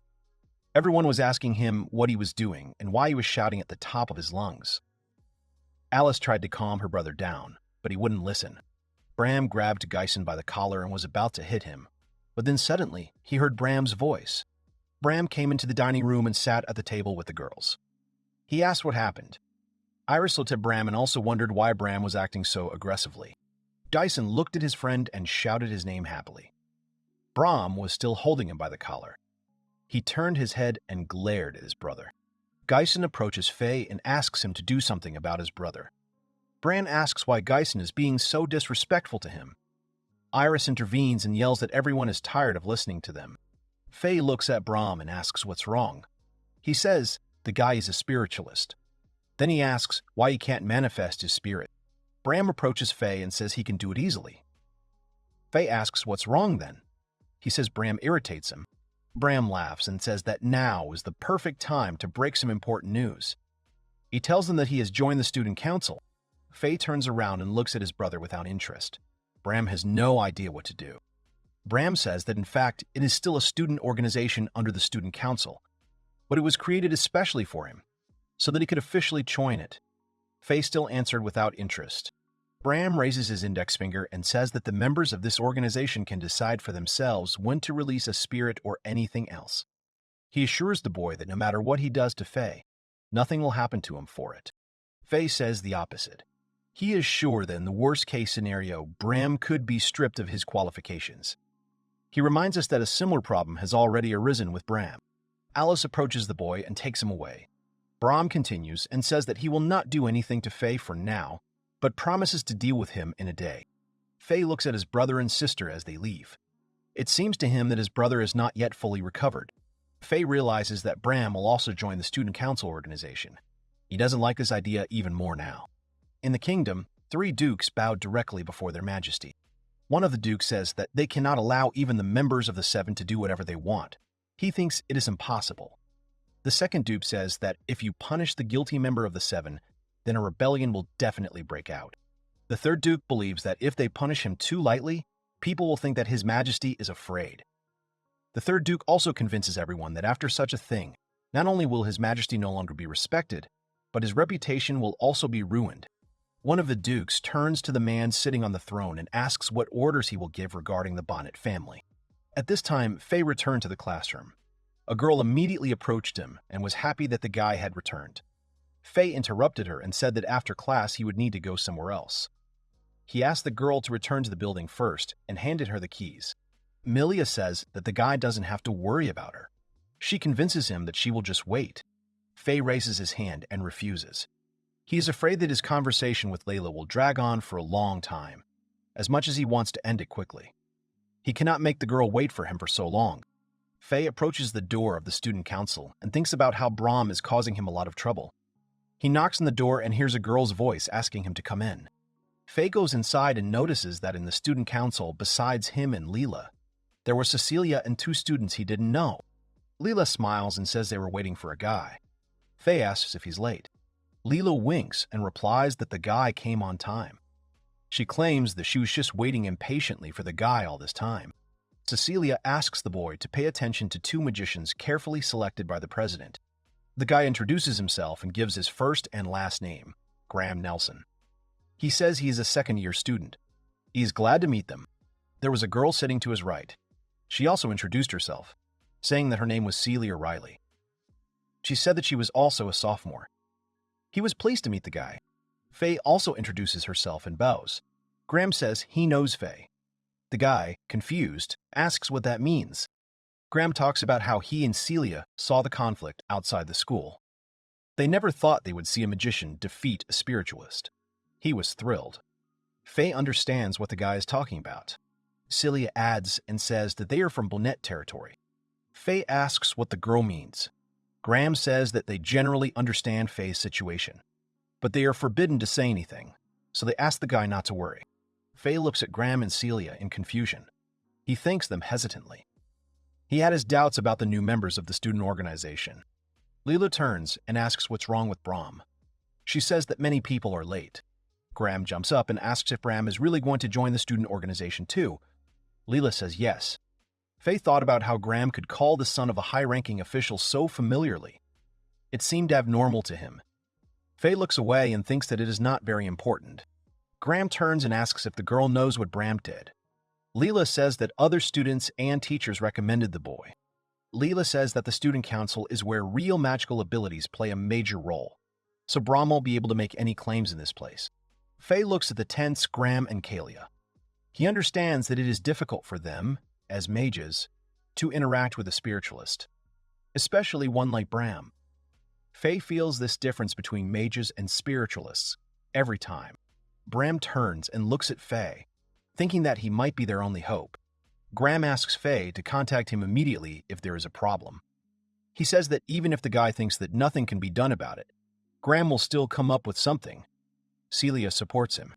Faye looks at the boys, then smiles and thanks them. He was glad that he found loyal comrades. A girl comes into the office and apologizes for being late. She says it's nice to meet everyone. She then introduces herself and says her name is Eunice Asenna. She is a second-year student.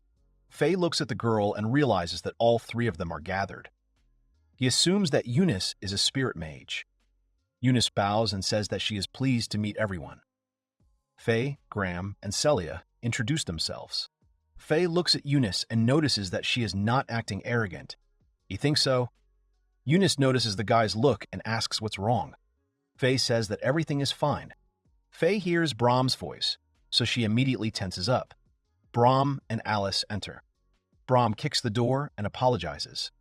Alice enters and quietly apologizes. Brahm is happy that the student council president is already there. Brahm sees Faye and asks what he is doing at the student council. Faye looks away and blushes. Alice notices her brother. She asks if her brother really joined a student council organization too. Faye replies that he did join their student organization. He reminds them that he is no longer their brother. Brahm screams in anger. Brahm points his hand at Faye and curses. He asks why he, being an ordinary magician, joined the student organization. Layla smiles and asks if she said that. She tells him that there will also be 3 mages in their student organization. Brahm gets even angrier. Brahm says he's totally against it. He asks why a student organization for the strongest needs regular mages. Graham slams his hand on the table and asks what the guy said. Layla pretends to be shocked by what Brahm says. She says that if the mages are weak, then that means Brahm lost to one of the weak mages. Brahm starts making excuses and says that he was caught off guard. Leela says that even if the guy was caught off guard, it was still his real level of magical abilities. Brahm raises his fist and swings it. He shouts that he is against it. Then he is about to hit Faye. Faye looks at the guy in confusion.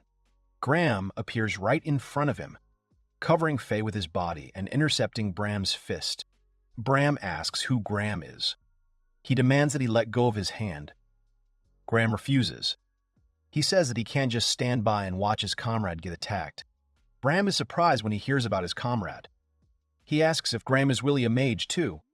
Graham says that is the correct answer. Graham starts screaming that he is in pain. Graham lets Brahm go. Faye thanks the guy at this point, and Graham asks the guy not to worry about it. Brahm falls. Alice approaches him and asks if her brother is okay. Brahm demands that the girl be quiet. Graham approaches Abram and tells him that he is being terrible to his older brother. Brahm yells that Faye is just a stranger to him. Graham frowns and says that he hates horrible people like Brahm. He says that if Bram touches Faye, he will never forgive him. Faye's eyes widen when she hears Graham's words. Bram raises his index finger and points it at Graham. He says that this is the Bonnett's problem, so Graham should not get involved. Graham says that he was able to defeat Bram in just a second. Bram gets angry and demands that the boys shut up. A drop of water falls on Bram, and then a whole stream of water pours down on him from above. The guy falls silent. Everyone turns around and notices that Leela was standing with her hand outstretched. She says that she will not allow such stupidity again. Bram apologizes and says he's just losing his temper. He looks at Faye, who is smiling tensely, and starts to get angry again. Bram approaches the student council president and says that he heard that the school has a tradition of dueling between students. He asks to be allowed to duel Faye. Leela says that such duels used to be held often. Bram shouts that he was right. Bram points at Faye and asks what he thinks about this. Faye asks what it all means. Bram says that the guy will definitely lose next time. He asks if the guy is afraid of him. Bram looks at Faye with a smile. Faye looks away and says he agrees to a duel. Leela says that in that case they will meet at practical training. Alice pushes the guy to the exit. The guy finally says that he will definitely defeat Faye this time. He says that Faye should not even think about running away. Cecilia looks at what is happening in shock. Graham approaches the president and asks if Leela will really let Bram join the student organization. The girl says that the guy doesn't always act like that. Graham asks what that means. Leela sits down at her desk and says that the others have barely seen the other side of Bram. Graham still doesn't understand what the student council president means. Layla turns to the boy and says that Bram is quite strong, but he does not go up against people of higher rank. However, he completely lost control in front of Faye. Leela says that's why she wants them both within her reach. She says that no one is forcing them to join the student council next year. Faye asks if that's why Leela was so desperate to ask him to agree. Leela says she knows it's not very kind to Faye, but that's what she had in mind. Leela sighed and said that she thought it would help remove the Bonett's darkness a little. Faye blushed and was glad that the girl actually thought of something like that. Faye thought that Leela was just a girl in good shape. Leela thought that the guy thought of something indecent. Faye left the student council and wondered if Melia was waiting for him. He walked into the classroom and saw the girl. He realized that she was waiting for him after all. Melia happily shouted out the guy's name. Melia runs up to the guy and asks if he was able to settle all his affairs. Faye looks away and says that he still has some unresolved issues. Faye looks down and blushes. Melia asks what happened. Faye says he needs a little more time. The guy asks the girl to go back first. Melia says she will go with the guy anyway. She says there is no point in going back to the classroom again. Faye refuses and tries to explain to the girl that she should go back alone. But Melia does not listen to the guy and says she will go with him. In the end, Faye agrees. Faye and Melia head to the duel together. Faye and Melia arrive at the practice room. Faye sees Geisen and Bram holding each other by the collars, and Alice and Iris standing to the side. Geisen immediately greets Faye happily. Faye turns to Geisen and Iris, asking what they are doing in a duel. They reply that they were practicing body enchantment. They ask what Faye and Melia are going to do. Faye was a little confused, so he didn't have time to answer the question. Iris answers for him and says that there will be a duel between Bram and Faye. That's why they needed a room for practical training. Iris joins in and asks what kind of duel this is. Faye replies that it's a normal one. Iris is taken aback by the guy's answer. Faye says that they're taking a practice room anyway. Geisen sighs. Faye looks away and apologizes for interrupting the boys' training. Geisen says it's no big deal. He says they'll just check the safety of the practice room for now. Bram and Faye stand opposite each other. Layla announces that the duel will continue until one of them admits defeat. Layla says that the boys can use recovery magic, but they are responsible for every injury, so she asks them to act moderately. Bram thinks about the words about injury, so she asks them to act moderately. Bram thinks about the words about injuries. Layla announces the start of the duel. Bram shouts that the first victory will be his and launches fireballs at Faye. Faye dodges and tries to enchant the body. Geisen says that Faye's magic is beautiful. Melia is happy and says that it is what you would expect from a guy. Geisen turns to the girl and asks if she is worried. Milia smiles and says that Faye can't lose. Bram smiles and says that after all, lower-level magic doesn't work on the guy. Faye says that Bram won't be able to defeat him unless he uses at least higher-level magic. Bram smiles and asks if the boy really wants to see him use high-level magic. He starts using high-level magic. Bram used high-level fire magic. A wave of flames moves towards Faye. He widens his eyes in surprise. Faye was amazed that his brother used the spell without any preparatory movement, and even without chanting. Faye decided to use the water net to hide from Bram's attacks. The boys' magical powers collided with each other. Everyone was stunned by the steam. Faye swears. All the magic evaporates. Faye looks menacingly at Bram, realizing that they are tied. Bram laughs and says he will never accept a draw. Faye realizes that this is not the end. He sees that Bram is using high-level magic without any warning signs. Leela says that even the student council staff finds it difficult to use magic without chanting, much less high-level magic. She says that it's simply impossible. Gason asks if that's true. Leela suspects that Faye will have a hard time dealing with something like this. Faye uses the water net again. He sees Bram throw a fire spear at him. Faye raises a wall of water and defends himself from the fire spear. The guy understood that Bram had suddenly attacked him, assuming that he would be scared. But he firmly decided that the guy would not wait for this. Faye thought it was strange considering there was absolutely no prerequisite for using the advanced magic Flame Wave. Faye knew that there were warning signs before using Fire Lance, an intermediate magic. Faye looks at Bram and sees that he is smiling. The guy did not understand what was happening. He saw what Bram used besides basic magic, high-level magic, and spirit magic. He doesn't understand why the guy doesn't look tired. Faye begins to guess what is really going on. He listens. And then, when Bram attacks him again with fire magic, he puts up a wall of water in front of him. Faye senses someone behind him, so he turns around. Bram yells, bad-mouthing the guy. Faye sees a wolf spirit behind her. All the observers are afraid for the boy. Faye raises her hands and begins to use wind magic and water magic. The flow of water carries away the spirit. Bram doesn't have time to dodge the wind flow. He just opens his eyes wide in surprise, and then falls and flies a huge distance. Everyone was amazed by the fight. Bram gets up and curses. Leela looks at Faye in amazement and says that he really is a magician, which makes you shudder. Faye approaches Bram and asks if he really used Arun's crystal.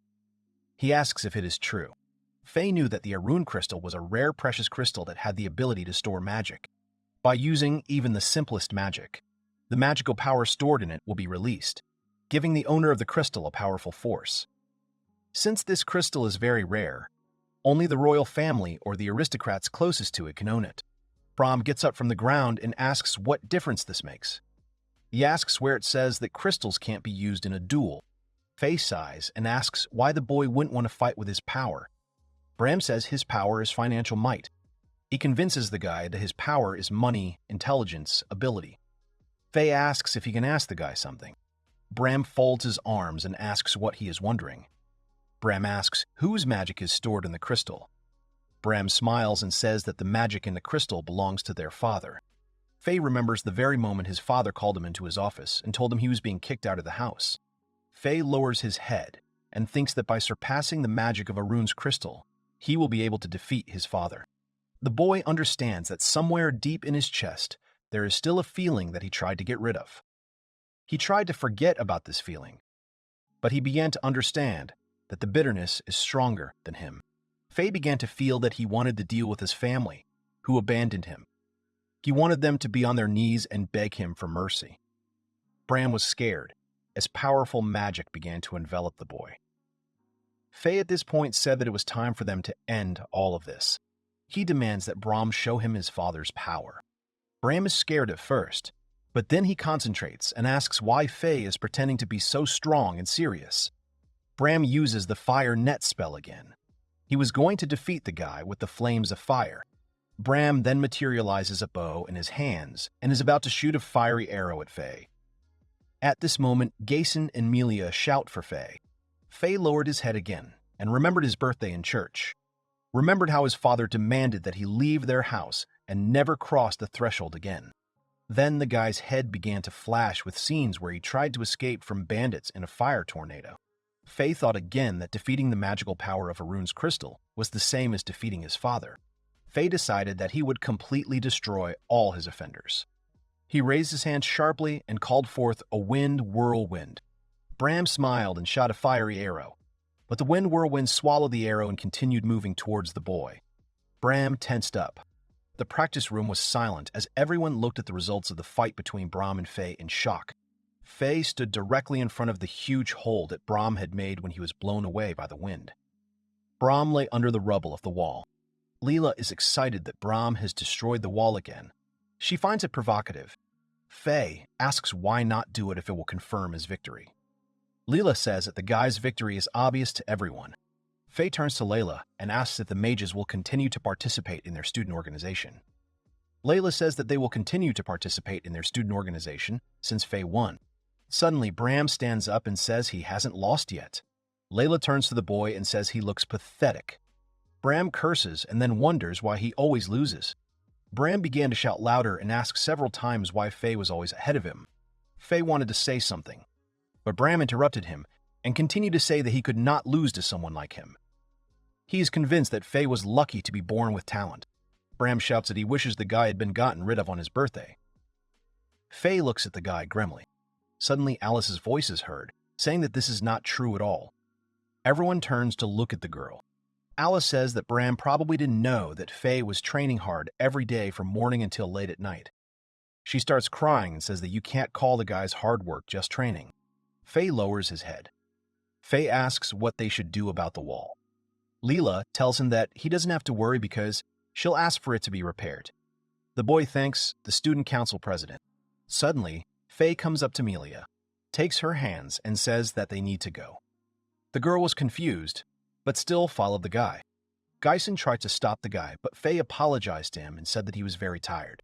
Faye was walking down the street with Melia. The girl asked the guy to stop. Faye turned around and asked what happened. The girl said nothing happened. She just pointed to her hand. Faye looked at the girl and asked what was wrong with her hand. The girl blushed and closed her eyes. Faye looked down and saw that he was still holding the girl's hand. He abruptly let go of the girl's hand and apologized. Melia was embarrassed. Faye began to apologize and said that he grabbed the girl's hand without realizing it. The girl said that it was nothing to worry about. Faye turns around and assumes the girl is very tired. He asks if Melia is hungry, and then he says that she needs to take a bath. The guy says that he will draw a bath for the girl and takes off. A few minutes later, Melia was standing in the shower under the streams of water, and Faye sat on the bed for a while. Faye fell face down on the bed and started kicking it. He decided that the girl thought he was weird. He wondered what he was doing. Faye looked up and was seriously thinking about what he was doing. He remembered his recent duel with Bram. The boy realizes that he used magic, allowed anger and hatred to control him. He admits that he has not matured at all since then. Faye lies on his back and thinks that in the end he is no different from Bram. Faye remembers her sister Alice telling Bram that their brother had been training hard for years. Faye covers her eyes with her hand and realizes that this is not how it was supposed to be. Faye thought that Alice couldn't hate him because it was his parents who kicked him out of the family. Faye clutches her head in her hands, then turns to the side and notices a ball on the shelf of the bookcase. In the morning, Geisen and Iris were training again. Geisen fell to the floor and said that he was very tired. Iris approached the guy and said that now he had learned to enchant his body. She asked if the guy could further increase the purity of his magical power. Geisen folds his arms and says he's all about quantity over quality. Iris says the guy can't compete with just that. She wonders what she's talking about. Faye and Melia approach the boys. Faye says hello and wishes everyone a good morning. Melia just smiles. Iris raises her voice and says that they arrived very late. She asked Faye and Melia not to leave her alone with Geisen this morning. Geisen starts to get indignant. Faye laughs. Geisen notices that the guy was in a good mood. He turns around and says that they need to continue training. Faye approaches the guy and calls out to him. Geisen asks what happened. Faye asks if Geisen wants to ask him anything about the duel. Geisen asks why he would want to ask about the duel. He asks if the guy wants him to ask about it. Faye says no. Geisen turns to the guy completely and asks if it wouldn't be better if they just leave things as they are. Faye asks what this all means. Geisen says he's really curious, But it all seems too complicated. Geisen smiles and says that instead of forcing him to tell her something that isn't quite the truth, it's 10 times better to just leave things as they are. Melia turns to Faye and asks if it's time for them to go. Faye agrees with the girl and follows her. Iris approaches Geisen and says that he sometimes says the right words. Geisen asks what the girl is talking about. He claims that he is a good guy. Everyone started smiling because they thought Geisen was funny. Geisen, Faye, Melia, and Arius returned to the classroom. Geisen sat at his desk and tried not to fall asleep, so as not to earn extra lessons. He tried to focus all his magic power. The class teacher turned around and noticed that Geisen had fallen asleep. He thought that it was time for him to start preparing methodological developments for additional lessons. The man turns to Faye. The boy asks what the teacher wanted. Aaron asked him to watch Geisen's training in his free time. Faye asks why him. Aaron knows he has things to do, but he still asks him to help because Geisen doesn't change at all in all his classes. The teacher thought that if Faye had a serious talk with the guy, he would listen to him. Aaron says that training is very important for mages. He asks if the boy can do it for Geisen. Faye says that maybe he can do something. Aaron says that he is counting on the boy. Faye turns and looks at the boy with displeasure. Jessica walks into the office and asks if the guy can come over to her for a few minutes. The guy immediately turns to the principal. The director hands Faye a letter to the boy and says that she has a very important conversation with him. She asks the boy to follow her. Faye recognizes the seal on the letter. Bram stood in his father's office. The man asked his son to explain himself. Bram says that when he learned that Faye would also join the student organization, he couldn't leave it like that, so he challenged him to a duel and lost. Mother asks how Bram could lose to a mere mage. She asks if Faye was imitating someone stronger. Alice intervenes in the conversation and says that Faye fought fairly and did not deceive anyone. Everyone turns their gaze to the girl. Alice asks what she said. Her father says that her brother is no longer there. He convinces her that Faye is a stranger from school. He says that she should not call him her brother even by mistake. Alice looks at her father, worried. Then the man looks back at Bram and asks why he lost. Bram says that's not how it happened. The guy looks away and says that he knew that he would be fighting a simple magician, so he couldn't show him his full strength. The girls look at their brother tensely. The father asks Bram to tell him the truth. The boy tries to convince him that he is not lying. Then the father asks what happened to Aaron's crystal. The boy tenses up and says that he used it for magical research. The father looks at the boy for a while, then turns his gaze to the girl and asks her to tell him the truth. Alice explains that Bram used Arun's crystal in Spirit Mania, but Faye was stronger and Bram lost. Father asks Bram if everything really happened as Alice said. At that moment, someone knocks on the door of the office. Alex asks to come in. Armand comes in and apologizes. Alex asks what's wrong. Armand replies that the decree of His Majesty the King has arrived. Alex cries out in alarm. The man hands the letter to Alex. He opens the letter and reads that Alex Bonett, Adi Bonett, Cecilia Bonett, Armand Boswell, Alice Bonett, Bram Bonett must arrive at the royal castle of the Kingdom of Armando 10 days later at exactly noon. Alex clutches the letter tightly in his hand. He was angry that it happened right when they were having trouble with Faye. The man thinks that he should have dealt with the guy himself. At this time, Faye stood in front of the director and read a letter that he needed to arrive at the castle of the Kingdom of Armando in 10 days at exactly noon. The guy realized that one of the most decisive days of his fate had come. The director says that it is correct. She turns around and takes out a box with a suit for Faye. She says that she has prepared formal clothes for the guy. Faye looks at the girl in surprise. Faye raises his hands and tries to say something. Then the principal interrupts him and asks if this means the boy has a suit. Faye gives in and says that he does not have a suit. The principal says that Faye cannot go to the royal capital in a normal school uniform. She asks him not to worry and to accept the gift. Faye thanks the woman for the gift. He picks up the box and examines the suit. He wonders how many years have passed since he last wore a formal suit. The principal says that in 9 days a carriage will arrive at the main gate for him. Faye asks why not in 10 days. The principal smiles and says that it is half a day's ride from the school to the royal capital. Lana was hanging out the laundry. She turned away because she felt something strange. A leaf fell from a tree. The girl caught it and saw that it was rotten. She realized that the day had come when Faye went to the royal castle. Lana raises her hands and thinks about how to help her son solve the problem of visiting the kingdom. Later in the evening, Faye tried on the suit. Melia was delighted. She said the guy looked very handsome. Faye was very shy. Melia was sitting on the floor at the time and thinking about what she needed to complete her costume. The guy looks at the girl questioningly. Melia approaches Faye and puts a tie on him. While the girl was tying the tie on the guy's neck, she said that the guy simply cannot go without it. Faye was very embarrassed, so he asked the girl to wait a little. Melia looked up and screamed, then stepped back, apologizing. Faye says that nothing terrible happened. Faye remembers that he will be in the royal capital for a few days. He asks the girl if she can look after the room. Melia looks at the guy questioningly. Faye says that she can feel at home. The girl is very embarrassed by the guy's words, which scares him. Melia sits down on the floor and addresses Faye. She asks if he is sure he is okay.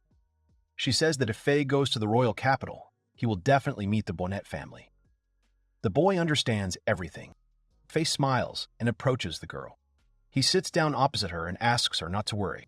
The next morning, Melia and Faye left the building. The girl said that it was time for her to go to class. Faye told the girl that they would see each other again. Melia turned around and walked to class. She blushed and frowned as she remembered their conversation about the Bonett family. Then she turned around and looked at Faye as he walked away. The girl turns around and shouts to the fairy, wishing her luck. The boy turns around and smiles. Then Faye turns again and looks forward.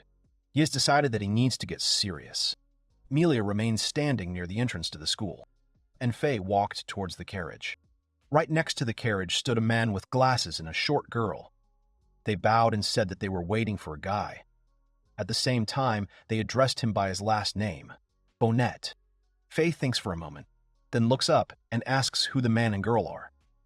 The man with glasses bows and says he is the royal butler. He gives his name as Tret Mendez. He is pleased to meet you. Faye turns her gaze to the short girl as she begins to speak in a very confused manner. The girl composes herself and says that she is a maid named Anna Mendez. Faye points out that the butler and the maid have the same last name. He asks if that means they are related. Trent confirms that he and Anna are brother and sister. Trent smiles and asks if they really don't look alike. He explains that they are not related by blood. Trent says that Anna is still little, so this can make a strong impression on her. He asks the guy to be more lenient with Anna. Anna asks the guy about this too. Everyone gets into the carriage and goes to the castle. Faye says that His Majesty invited him to the royal capital, although he might not be who he thinks. Trent tells the boy not to worry. He says that when they arrive at the castle, there will be a check to see if he is the one or not. Faye asks what kind of test. Trent says that there will indeed be a test, but he himself does not know how it will be carried out. He asks if the boy remembers anything like this when he visited the royal castle before. Faye asks if Trent is talking about the court mage wanting to study his magical power. Trent says that he is talking about that. He says that Aaron's crystal with Faye's magical power is still kept in the royal palace. Faye thinks about it. Faye knew that if another person tried to add their own magic power to the Arun crystal that stored magic power, the two forces inside the crystal would repel each other. But if it was Faye, even if he used magic power on the Arun crystal, it would not be reflected, because it was already stored in it. Anna began to fall asleep and fall on Trent's shoulder. The man tried to wake her up. He apologized to Faye. The guy says that it's nothing to worry about. He was also very tired from the trip. Faye remembered the girl who asked him to repeat the magic trick. The boy agreed, as it was the order of Princess Letis. Litsice then pointed her finger at the boy and told him to stop using formal tones. She asked the boy to call her simply Litsice. Faye stretched out his hands and said that stopping using Her Highness was disrespectful and wrong. Then the girl says that in that case, it would still be in order. She said that if the boy did not follow her order, then her father would arrest him for insulting him. Faye asks why he should be arrested for such a stupid thing. The boy becomes dejected, but still stops using a formal tone. Lita says that the boy still needs to practice, but this time she has forgiven him. Faye thanks the girl. Lettuce asks the boy to repeat the magic spell as soon as possible. Faye agrees and creates water balls. The princess looks at the water balls in complete delight and claps her hands. Faye smiles too. Then Faye pops all the balloons. The girl laughs and says that Faye's magic is wonderful. She convinces him that it is amazing. The boy thanks the girl. Lettuce then turns to the boy and takes his hands. She asks him to teach her magic. Faye looks away and says that she will soon be leaving the castle. Lettuce asks when the boy will come again. Faye says he will have to report back after making a contract with the spirit. Lettuce says that in that case they should meet in 10 days. The girl screams that it is a promise. The boy asks what it means. Lettice holds up her little finger and says that if Faye breaks her promise, he will have to fulfill one of her wishes. Faye asks why the girl so badly wants a boy to teach her magic. He says that the court magician teaches much better. Lettice says that she wants it to be him. Faye agrees, and the girl screams with delight. A guy approaches Lettuce and Faye. Lettuce turns around and immediately shouts that she is happy to see her brother. Faye greets Prince Julian. Lettuce runs up to her brother and tells him that Faye promised to teach her magic. Faye is stunned. Julian approaches Faye and apologizes for the trouble his sister has caused him. Faye says that is not true at all. Julian said he was looking for Faye because it was time for them to leave. Faye bowed and thanked the boy for the message. Julian thanked him too. Lettuce hid behind her brother, then blushed and started screaming that Faye must definitely fulfill his promise. Faye smiles and promises that he will teach her magic. The carriage continued on its way. Trent suddenly says that he thinks they have arrived. Faye opens her eyes and sees beautiful views. They arrived at the royal capital, Armando. The guy blushes with admiration. Trent and Anna smile. Faye turns to Anna and Trent, commenting on how the city is still crowded. A huge crowd of people gathered around the carriage. They all saw the visitors of the Highness. They say that the carriage is still as beautiful as ever. Faye says she's very conspicuous to other people. Trent claims it's because they're in a royal carriage. The carriage enters the castle. Everyone gets out. Trent asks Faye to follow him. Faye was sitting on the sofa. Anna was carrying tea to the guy. Suddenly she tripped, and the cup of tea that was on the tray began to fall. Trent manages to stop the falling cup of tea. He apologizes to the guy. Faye says that nothing bad happened. Anna thanks Trent for everything. Faye looks at the girl in confusion and wonders what this means. The door to the room where Faye was sitting opens. Faye is called out. The guy immediately turns his gaze to those who entered and sees Lettice and her brother Julian. Lettice starts crying, and then she runs to the guy and hugs him. She says that she missed him so much. Faye doesn't have time to react.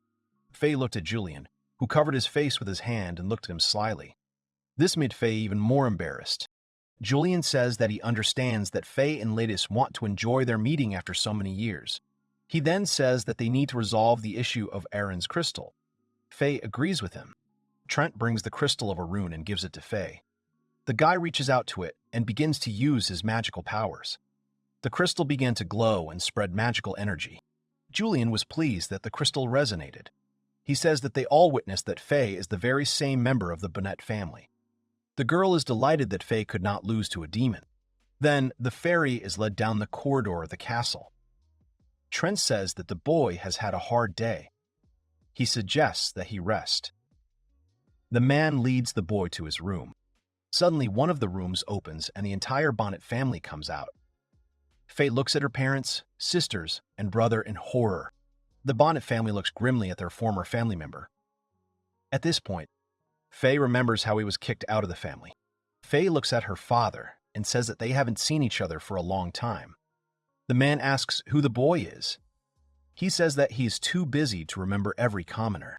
Faye asks if Alex heard anything about the commoner being his son. He wonders if the man remembers what he did to him. Alex asks how dare the boy disrespect him so. Faye looks at his entire family with a scowl.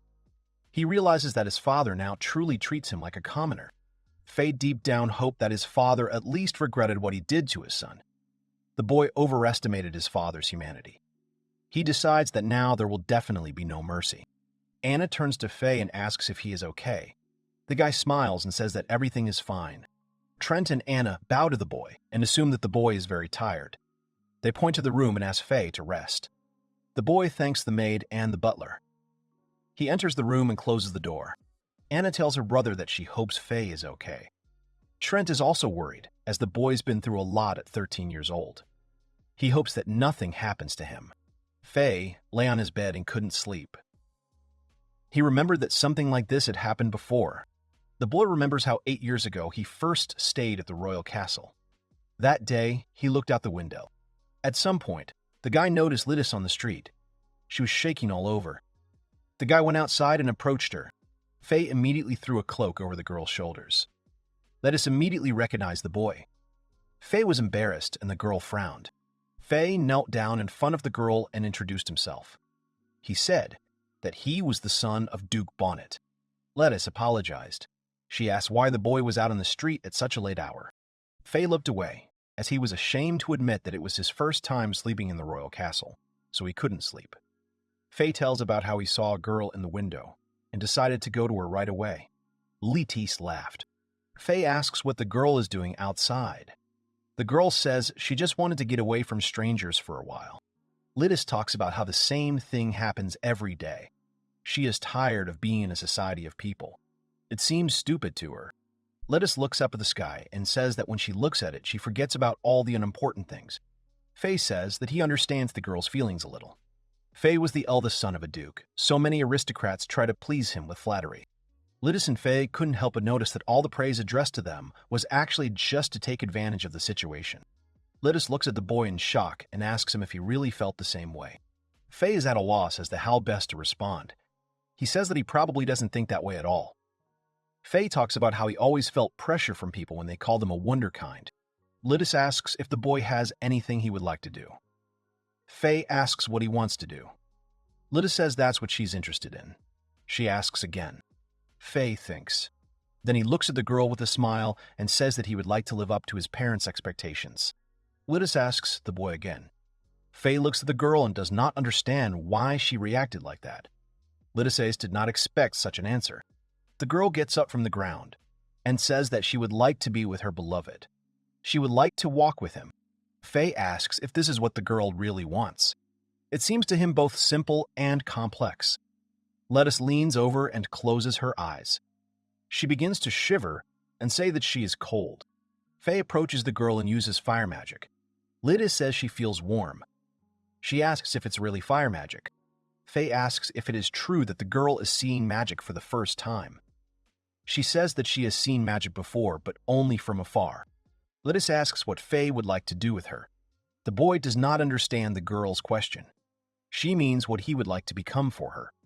The boy still does not quite understand the essence of the question. Faye blushes and says that he would like to have a friendly relationship with the princess. He hopes that she will support him in the future.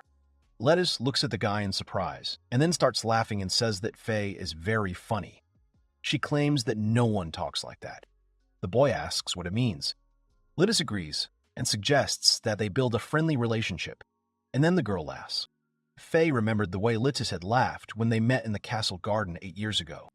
The boy understood that the memories of 8 years ago no longer had anything to do with the present reality. Since then, the environment surrounding him has completely changed. Faye believes that he himself has not changed. Faye comes out of the room and sees Lidis standing near the fountain. She looks worried. The guy goes outside. Lidis turns and looks at Faye. The guy looks at the girl in surprise at first and then comes closer to her. Lidis is happy that Faye came to her after all. Faye says that he feels bad because the girl predicted his actions. Lidis folds her arms and is glad that they will be able to talk calmly. The guy's trying to say something that they don't really have much to talk about. Lidis starts to get angry. She says that they have a lot of things to talk about since 6 years have passed. The guy says that even if the girl asks him about what happened to him during these 6 years, he won't be able to tell anything interesting, since he lived in the forest all this time. Lidis asks why he lived in the forest. Faye tells him that he was saved by a woman named Lana. He says that she was the one who took him in. Lidis asks the guy to stop. The girl is amazed that Faye lived with a woman for 6 years. She asks if they lived in the forest alone.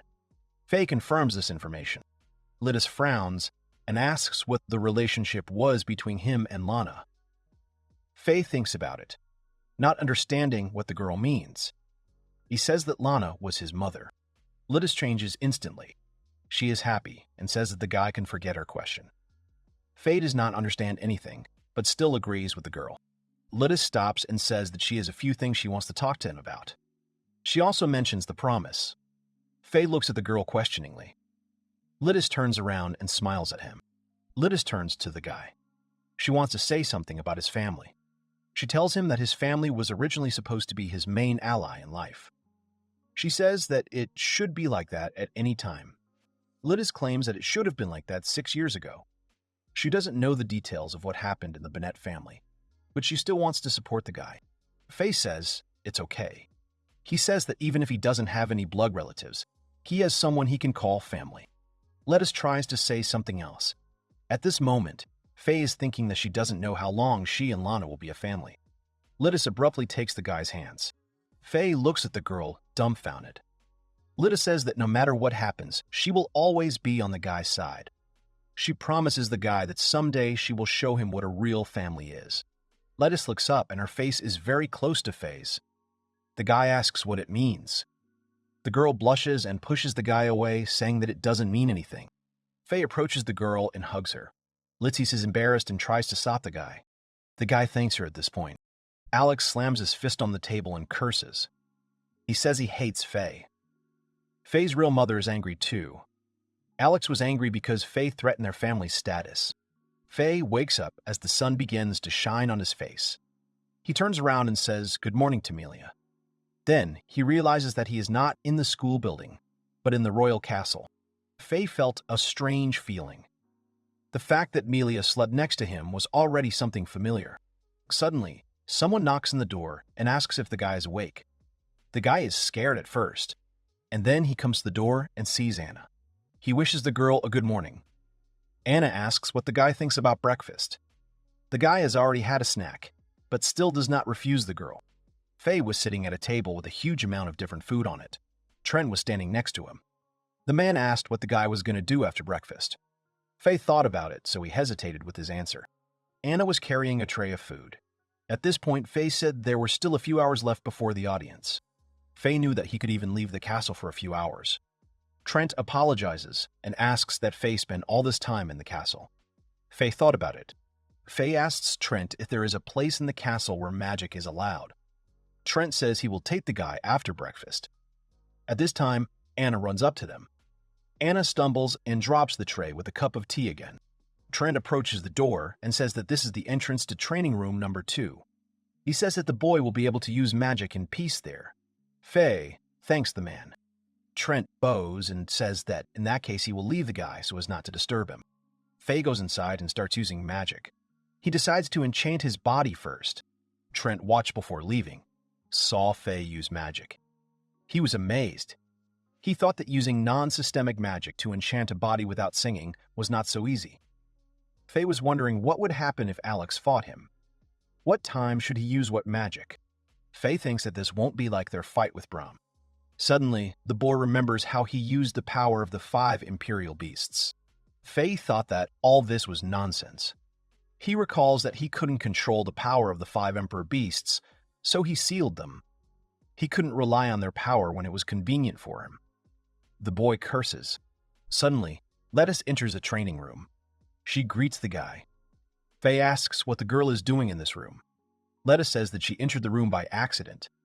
Faye asks how this could happen by accident.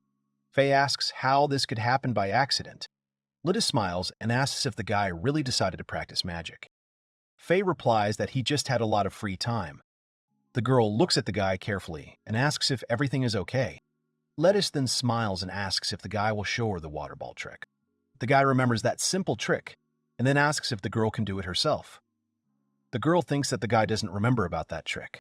Faye says he remembers. He thought the girl could handle it herself, since it was entry-level magic. The girl's mouth widens in surprise and then she frowns. Lettuce screams loudly, speaking negatively about the guy. Faye doesn't understand what's going on. The girl walks away from the guy because she is very angry. Faye tries to stop her, asking what he said. Faye did not understand why the girl was offended. He wondered if the girl really could not use magic. Faye thinks that the girl should have learned magic by now, since they had a court magician in the kingdom. He wonders again what was wrong. Anna approaches Faye. The guy turns around and asks what happened. Anna says it's time to go to the audience. She said she'll straighten the guy's tie. Faye says he can handle it himself. Anna starts crying and asks if the guy is really afraid that she won't cope. Faye says that's not the problem.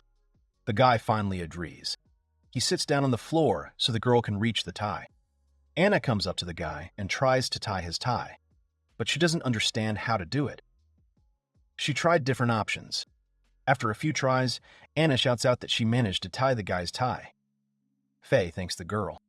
Then Anna suddenly jumps up and screams that she forgot about the perfume. Faye tried to stop the girl, but he didn't have time. Trent comes up to Faye and helps him with his tie. The man apologizes for Anna. Faye says that nothing bad happened. Anna runs up to Faye and says that she brought perfume. Trent closes his eyes and says that the girl brought vegetable oil. He asks how the girl could confuse perfume with vegetable oil. Trent calls the girl to follow him and says that they will go and look for the spirits together. Anna asks Faye to wait a little longer. Faye looks at the girl in confusion, but still agrees to wait for her. He looks at how happy Anna is that Trent is helping her. The guy smiles, thinking that they are good brother and sister. Once upon a time, 5 heroes achieved great achievements in the war against demons. The 5 great ones, having received the status of dukes, became one of the 7 most influential families of Armando. But besides them, there were also those who had no special military merits for the kingdom. 2 houses that provided the 5 heroes with enormous logistical assistance in exchange for being awarded the title of duke. And of these 2 families, one was not quite ordinary. The Dirksert family is a unique house among the aristocracy, having another title in addition to the status of one of the 7 great. The king thanked the heroes for saving the country. He gave each of them the status of a duke. He said that they could ask him for anything they wanted. After the war with the demons ended, they all wanted to get a huge piece of land. The whole family asked for land and thanked the king. The man turned to Dirksert and asked what the girl wanted. He wondered if the girl wanted land like everyone else. The girl replied that she did not need land.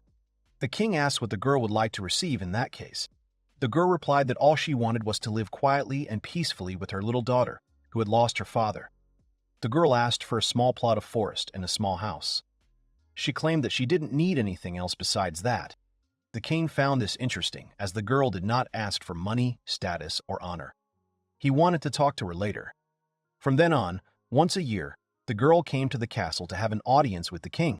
Only the king and the most powerful people in the country know the Dirkserts by sight, and also some of the 7 officials who took part in the war. 10 years ago, the same girl from the family died. Near her coffin sat a girl and cried. After her mother's death, the girl took over the management of the house. The girl lived in her little house in a forest, all alone. Until one day she met a little boy there. Faye was sitting on the couch, very tense. Trent walked into the room. He tells him that the king has summoned him. Faye looks at the man in surprise. Trent smiles and asks if Faye's heart is ready. Faye is confused and does not know what to answer him. Faye approaches the door, and Trent informs the knights at the entrance that Faye Bonett has arrived. The knights allow entry. Faye opens the doors and enters. He sees the king sitting on the throne, and also his entire family, who immediately turned around and looked at him with a dark look. The king is happy about the arrival of the fairy, and says that everyone is finally here. The entire Bonett family stares at the boy. Alex keeps his eyes on his son. Faye also stares back at them all. The boy comes in and says that Faye Bonett has arrived by order of His Majesty King Alfred Armando. Faye walks further down the hall and kneels. The entire Bonett family looked at him with displeasure. The king says that they haven't seen each other for a long time. The man asks if that's true. Faye says that it's been 6 years. The king is amazed at how many years have passed and says that the boy has grown a lot. The fairy looks up at the king and says that he hasn't changed at all in all this time. The king says that flattery is good, but he was too old for that. The king says he couldn't even notice his vassals lie. The king says that since everyone is here, he would like to see confirmation that Faye is a true member of the Bonett family. The man then says that he needs to decide what punishment the Bonett family will bear. He also adds that he needs to decide how to treat Faye in the future. The king decides to start with the last point. He says that the boy from now on officially becomes Fairy Dirk. The boy thanks the king. Alex stands up and starts to object. He says that Faye is a member of the Bonett family. He believes that their family should decide how to address Faye. The king thinks. He asks if Alex's family will engage in secret murder and false statement again. Alex tries to justify himself. The king says that up until now, no matter what the aristocrats did, the country's turned a blind eye. But he thinks this case goes beyond any limits. He says Alex did a terrible thing by filing a false report. The king asks Alex whether his actions can really be considered treason. Alex is initially stunned, but after a few seconds, he starts talking about how their duke's family must be strong. The man believes that this is why, in this case, he needed to get rid of the one who was dragging the whole family down with his weakness. He says that this is their family's policy. The king asks if such a policy really reigns in the Bonett family.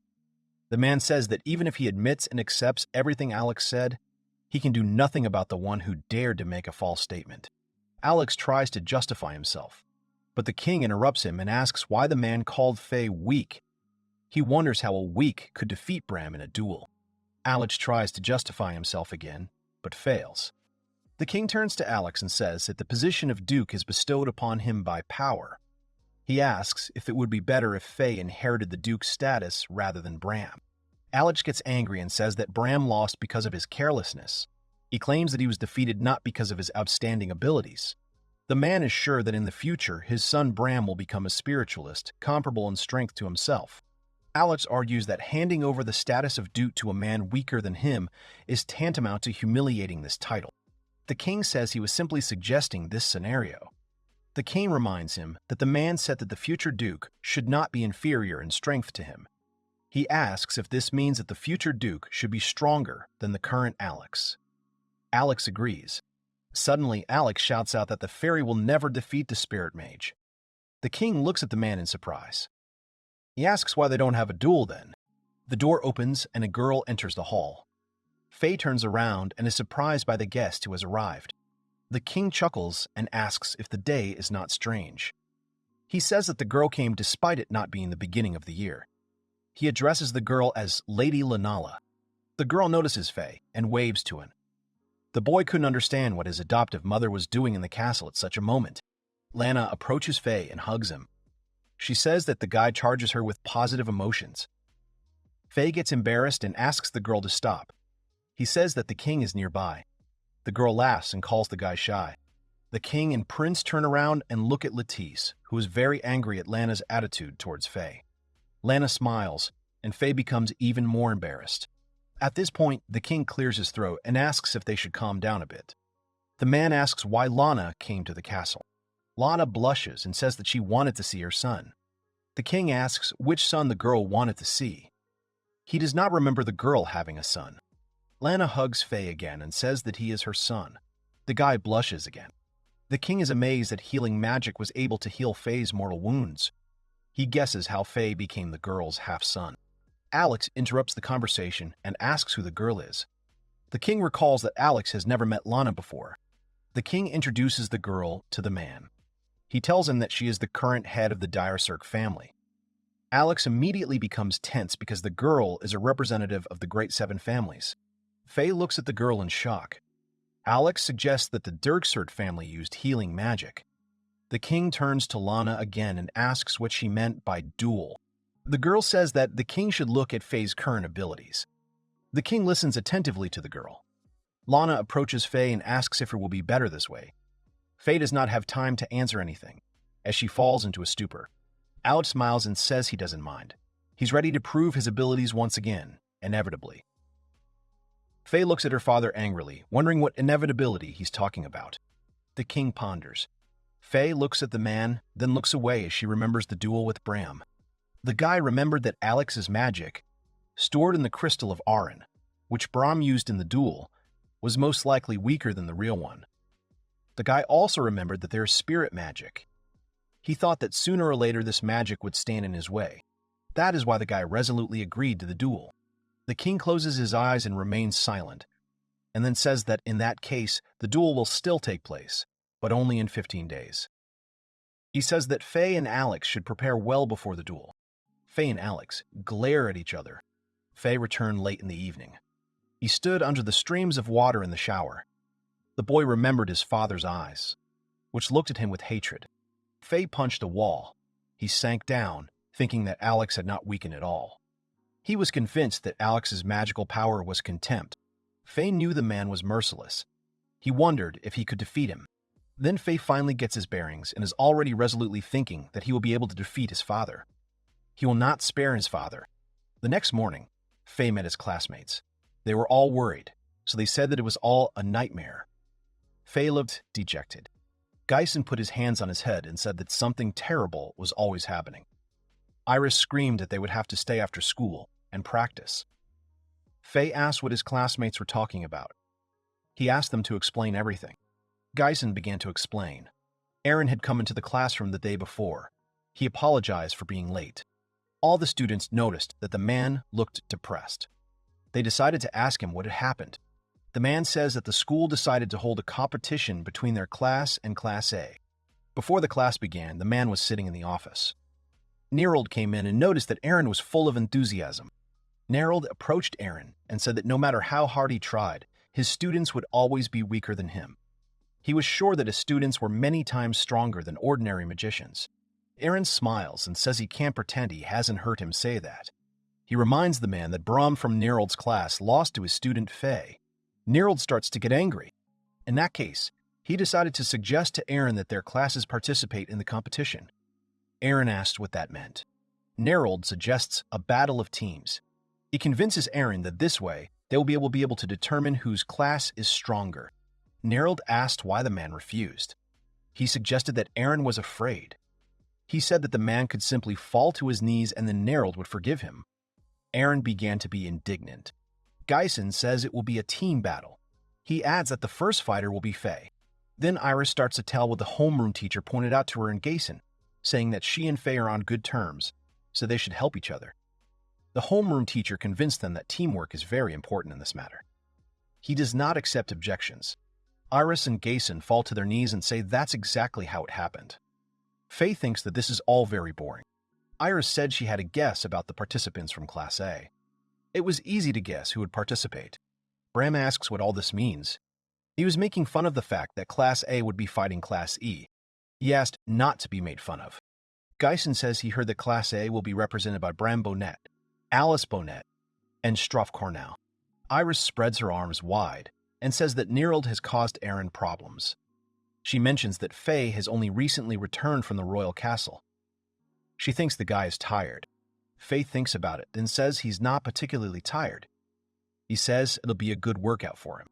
Geisen raises an eyebrow and asks what the guy is talking about. Iris wonders what happened in the castle. Melia was thinking about how adorable Faye was. Geisen turns to Iris and asks who Struve Carnal is. Iris didn't know either. Faye says they need to give it their all anyway. After school, all the classmates gather in the training room again. Faye says that first, Iris and Geisen must learn to work together. The boy and girl ask what that means. Faye says that the opponent is a spiritualist. Therefore, without cooperation, it is impossible to win. Iris glares at Geisen and asks if she really has to cooperate with the guy. Geisen says that the girl doesn't have to look at him like he's trash. Faye reaches down and ties the legs of Geisen and Iris. The boy and girl try to stop him, but the boy had already tied the last knot. Faye asks what they think about racing on 3 legs. He thinks it should be perfect for Iris and Geisen to learn to cooperate. Iris and Geisen try to take a step forward and immediately fall. The girl screams at the guy to move away from her. The guy screams back that the girl is holding him back. They tried to get up from the floor. When Iris and Geisen finally got up from the floor, the girl turned to the guy and asked if the guy could move his legs. Geisen asked the girl the same question. Iris and Geisen were very angry with each other. Faye looked at them from the side and apologized. He felt like he was wrong. The guy wanted to suggest another way, but he noticed something strange while the girl and the guy were arguing. An idea came to his mind. A magic ball flew right between Iris and Geisen. They both turned around and noticed Faye with his hand outstretched. Iris pointed at Faye and yelled that it was very dangerous. Geisen asked what the boy was doing. Faye said he had done nothing. He wondered if his classmates could handle the unexpected. He said they had no problem with that. Iris reiterates that it was very dangerous. Geisen points out that if Faye had hit them, he could have hurt them badly. Amelia looked at her classmates and wondered why Faye was treating them like that. Faye raises her index finger up. Iris and Gason realize that the guy wants them to look up. When Iris and Gason look up, they notice a huge amount of fireballs. They immediately put their hands up and create a wall of water. Faye looks at Iris and Gason with surprise at first. Then the surprise turns to a smile and laughter. He says that they both complement each other perfectly. At this time, Bram and Alice were leaving the school. Bram turned to Alice and told her not to do anything stupid. The girl asked what it meant. Bram replied that he would fight with Faye. He asked if Alice would be able to fight in tandem with Struff. Elise wonders if her brothers will fight again. Bram says that the girl never answered him. Alice looks up and says she understands. Bram clicks, and the girl lowers her head again. Bram turns around again and demands that the girl speed up. He says that lately she has stopped listening to him. Alice raises her hands and clenches them into fists, insisting that this is not true. Bram asks what the girl has a problem with emotions.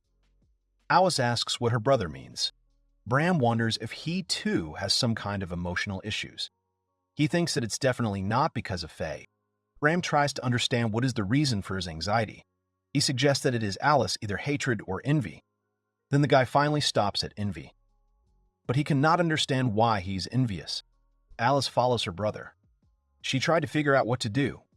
Her legs couldn't move. The girl stops and looks up. She feels something. Bram turns around and asks why the girl stopped. He demands that she speed up. Alice bends down and apologizes. Bram doesn't understand what's happening to his sister. Alice runs away and yells at Bram that she has unfinished business. She asked her brother to come back first. Bram scolded. Gason and Iris were confused. They asked Faye if he was telling the truth. Faye confirmed his own words and asked his friends to be careful. He claims that Alice's abilities were many times stronger than Bram's. At that moment, Alice runs up to them and immediately attracts their attention. Faye looks at her sister in confusion. Alice tries to say something. Gason and Iris walk away. Faye hears Gason say that they still have things to do, so they will go. Faye asks what that means. Iris apologizes and says that she will go too. Faye looks at Alice, and then he turns around and says he has to go too. Alice stops the guy and asks him to wait. She asks if they can talk for a while. Faye refuses. He thinks that it is impossible. Then, out of doubt, he finally agrees and says that they can talk for a short time. Alice smiles. Faye wonders why the girl decided to talk to him. Alice asks if Faye will participate in the competition. Faye says that she will indeed participate in the competition. He asks the girl the same question. Alice says that she is participating too. She wonders why she was chosen. Faye wonders if Alice is just very shy and modest. But he knew that the girl's abilities were much higher than Bram's. Alice noticed that the guy addressed her as a classmate, not a sister. She was sad about it, but she was glad that he agreed to talk to her. Faye asks the girl not to worry. He assures her that he is not going to show his emotions at the competition. Alice turns to Faye and asks if he really intends to win. The guy replies that this is exactly his wish. Alice says she understands. She asks if the boy will really fight her then. Faye hesitantly replies that they will have to fight. Alice lowers her head and looks down gloomily. Then she stands up and says that she will definitely win. Faye looks at the girl in amazement. He didn't expect such a reaction from her. Alice bows and runs away. And the guy blushes and looks after her. The next day, Iris, Gason, and Faye decided to meet at the establishment. Faye looked at the menu and asked what kind of strategy meeting his classmates wanted to hold. Gason drinks from his glass and clarifies once again that the students from Class A are spiritualists. He asks if this is true. Gason feels that they will never be able to defeat them by force. He also does not want to cooperate with Iris. He says that their chances of winning are slim.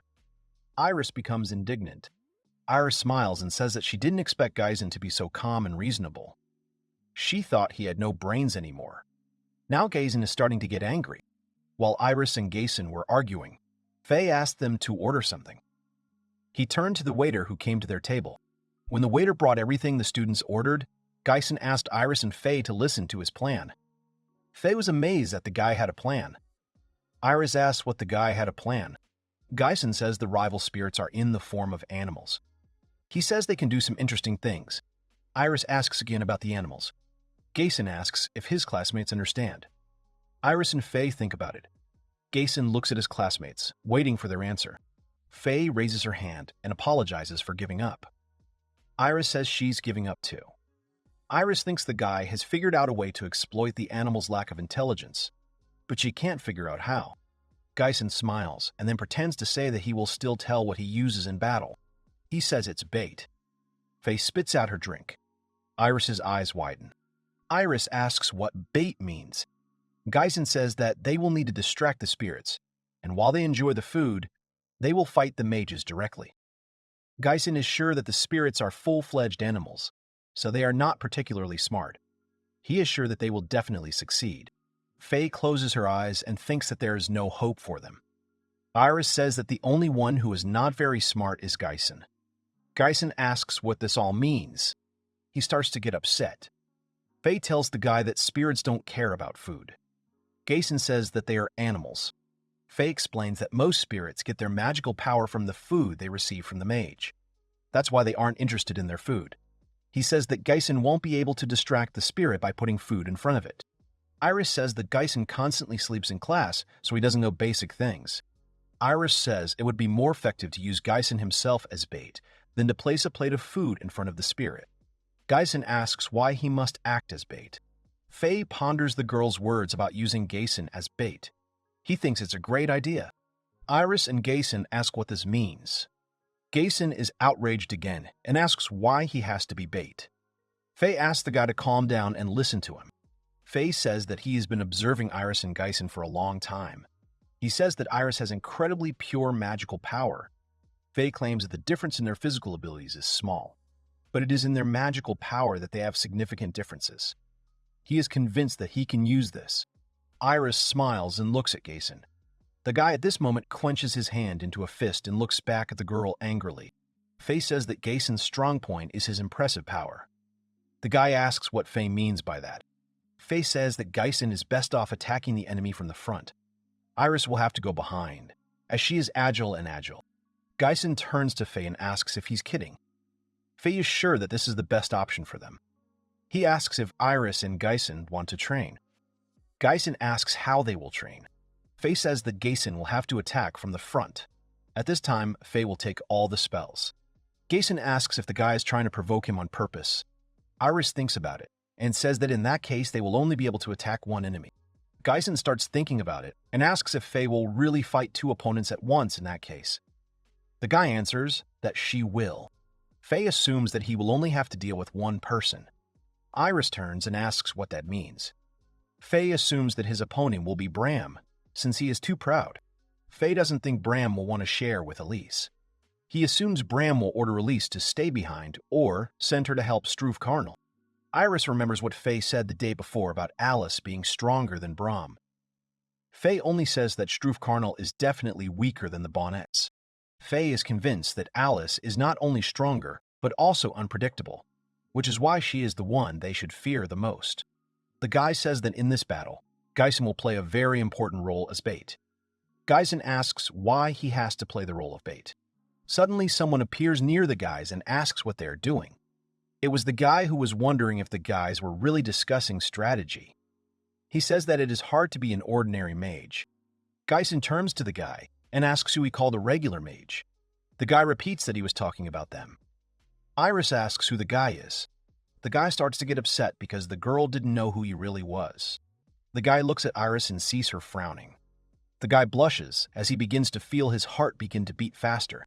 Faye asks if the boy is really Struve Carnal. The boy looks at Faye and says that he is. He looks at the boy and asks if he is really Faye Dirk. Struve says he's heard about Faye. He's convinced it's pretty stupid for someone with that kind of power to remain among ordinary mages. He says Faye won't show up as long as Iris and Gason are holding him back. Gason and Iris start to get upset. Gason asks if the guy is really trying to provoke them into a fight, and Iris asks what the guy is saying. Struve closes his eyes and asks the boys to calm down. He says they don't need to be angry just because he told the truth. He asks if Iris and Gason understand that. Gason and Iris think that if they had a little more strength, even Faye wouldn't be able to hold him back. Struff asks the boys not to be upset. He says that they will inevitably lose to him anyway. Struff approaches Iris and asks her what she's thinking, calling her kitten. He wonders why they don't just do as he says to avoid any unnecessary trouble. Struff puts his hand on Iris's shoulder and the girl starts to complain. At that moment, Geisen points at the girl and asks if Struff really called her kitten. He thinks the girl looks more like a gorilla. Struff asks how the boy can disrespect a girl like that. He says he'll make sure the boy doesn't say things like that again. Geisen asks the boy not to make him laugh. He says the boy doesn't even know what Iris is made of. Iris asks what all this means. Struff leaves and wishes the boys good luck one last time. Then, he says it's useless anyway.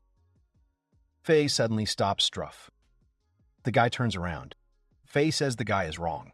He tries to convince him that the guy will lose to Iris and Geisen. Struff asks what that means. He asks the guy if he knows what he's saying. Faye convinces him that it's true. Geisen and Iris glare at Struff. The guy turns around and says he'll be looking forward to it. He says he'll see you again, and leaves. Geisen curses and says that Struff really pisses him off. Iris says that he didn't seem as bad to her as she heard. Geisen is indignant and says that it is not the girl who is going to be the bait. Faye smiles and confidently says that everything is fine. He convinces his classmates that they will definitely win. He asks them to believe in it. Iris and Geisen look at the guy, not knowing what to say. At that moment, Melia enters the establishment. She greets the guys and apologizes for the wait. Geisen turns to the girl and asks if she is really done with her business. The girl replies that she is done with all her business. Faye says they have 9 days left, so they need to practice hard to avoid regrets. Struff lies on a park bench and remembers Iris. He blushed as he remembered how she looked at him. The guy started swearing and shouting that it was all because of her. 9 days after classes, all the students gathered at the arena where the fight between Class A and Class E was to take place. All the students are gathered together again. One of them tells about hearing that there was an argument between the teachers. One of the students wonders if it is not obvious that Class E has no chance of winning. One of the students asks if her classmates have heard that Faye is in Class E. Nerold announces that all the students and teachers have gathered. He says into the microphone that Class A will be fighting against Class E. He suggests that everyone enjoy the battle and place bets on the winners. Aaron approaches his students and says that Nerold is very smug. The students immediately greet their homeroom teacher. Aaron turns to his students and says that he believes in them. He believes that they will definitely win. Iris, Faye, and Geisen were surprised by the teacher's reaction. Faye smiles and says that it all started when Aaron got mad because everyone was laughing at his class. He says that they will definitely win. The students in the stands draw Aaron's attention. One of the boys points out that the teacher is completely sweating from nervousness. They all look at the teacher in confusion, assuming that he has already given up. Aaron continues to yell and asks his students to try hard. He believes in them. Geisen yells back that they will do everything they can to win. Nerold is about to explain the rules. He says they can't use Arun's crystal. Nerold says that if the students get injured during the battle, it will be their responsibility. The man adds that if they can incapacitate their opponents, they will win. Faye says he'll fight Bram and Alice. He says Geisen and Iris will have to deal with Struff. Geisen says the guy can rely on them. Nerold then becomes more serious, and after the countdown, loudly announces that the battle can begin. Faye enchants the body and takes off. Struff is amazed at the guy's speed. Faye creates a clay shield right behind him. Struff stops abruptly because of the obstacle. Bram smiles and says that his brother has come after all. He claims that there is no way back. Faye tells Bram that he will be his opponent, just as the boy wanted.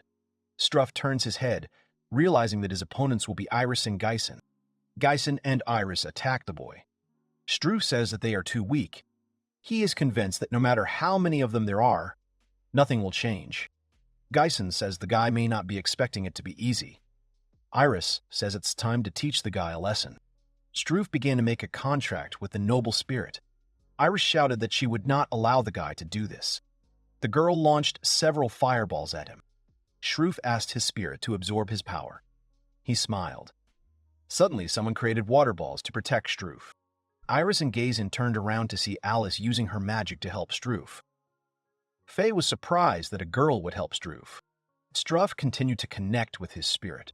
When he was done, he raised his hand and decided to summon lightning with a lightning rod spell. Faye launched a fireball at his sister.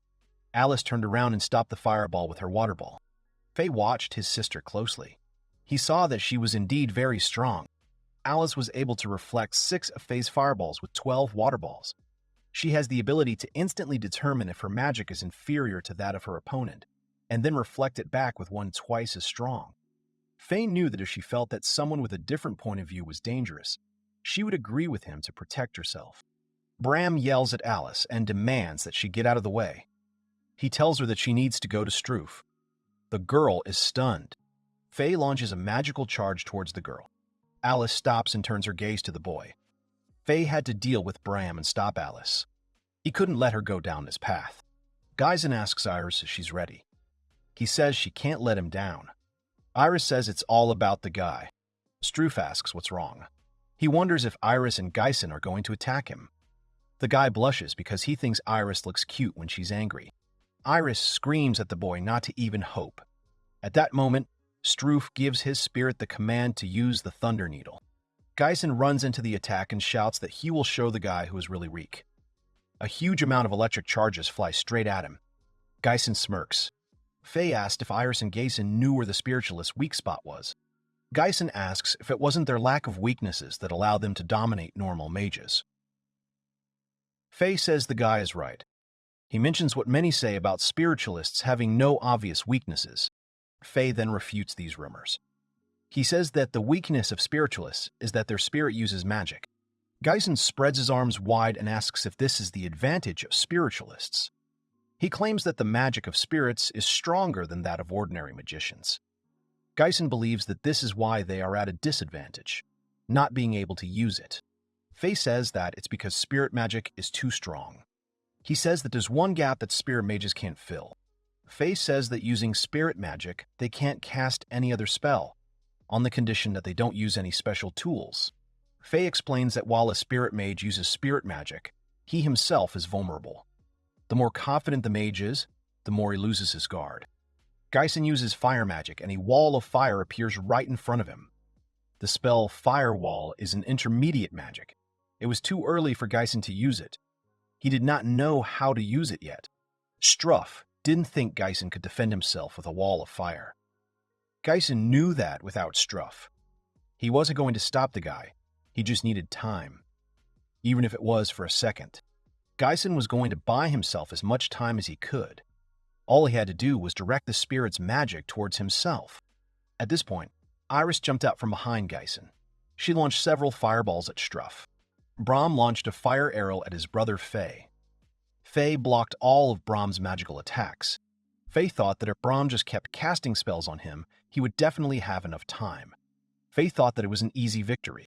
Suddenly, a water spear flew at the guy. The guy turned around and covered himself with a clay shield. Bram yelled at Alice not to interfere in their fight anymore. The girl apologized to her brother. Faye looked at the girl who didn't know what to do. He thought that the girl had made a big mistake when she decided to interfere in Bram's affairs.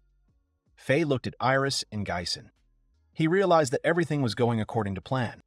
In that case, he couldn't afford to lose. Faye used the spell Elemental Control. Bram started to scold because the guy used deception magic again. Bram launched a fiery spear at Faye. Faye understood that Bram had encountered deception magic before, so it would not frighten him now. Faye also responded by launching several fire spears, which greatly surprised Bram.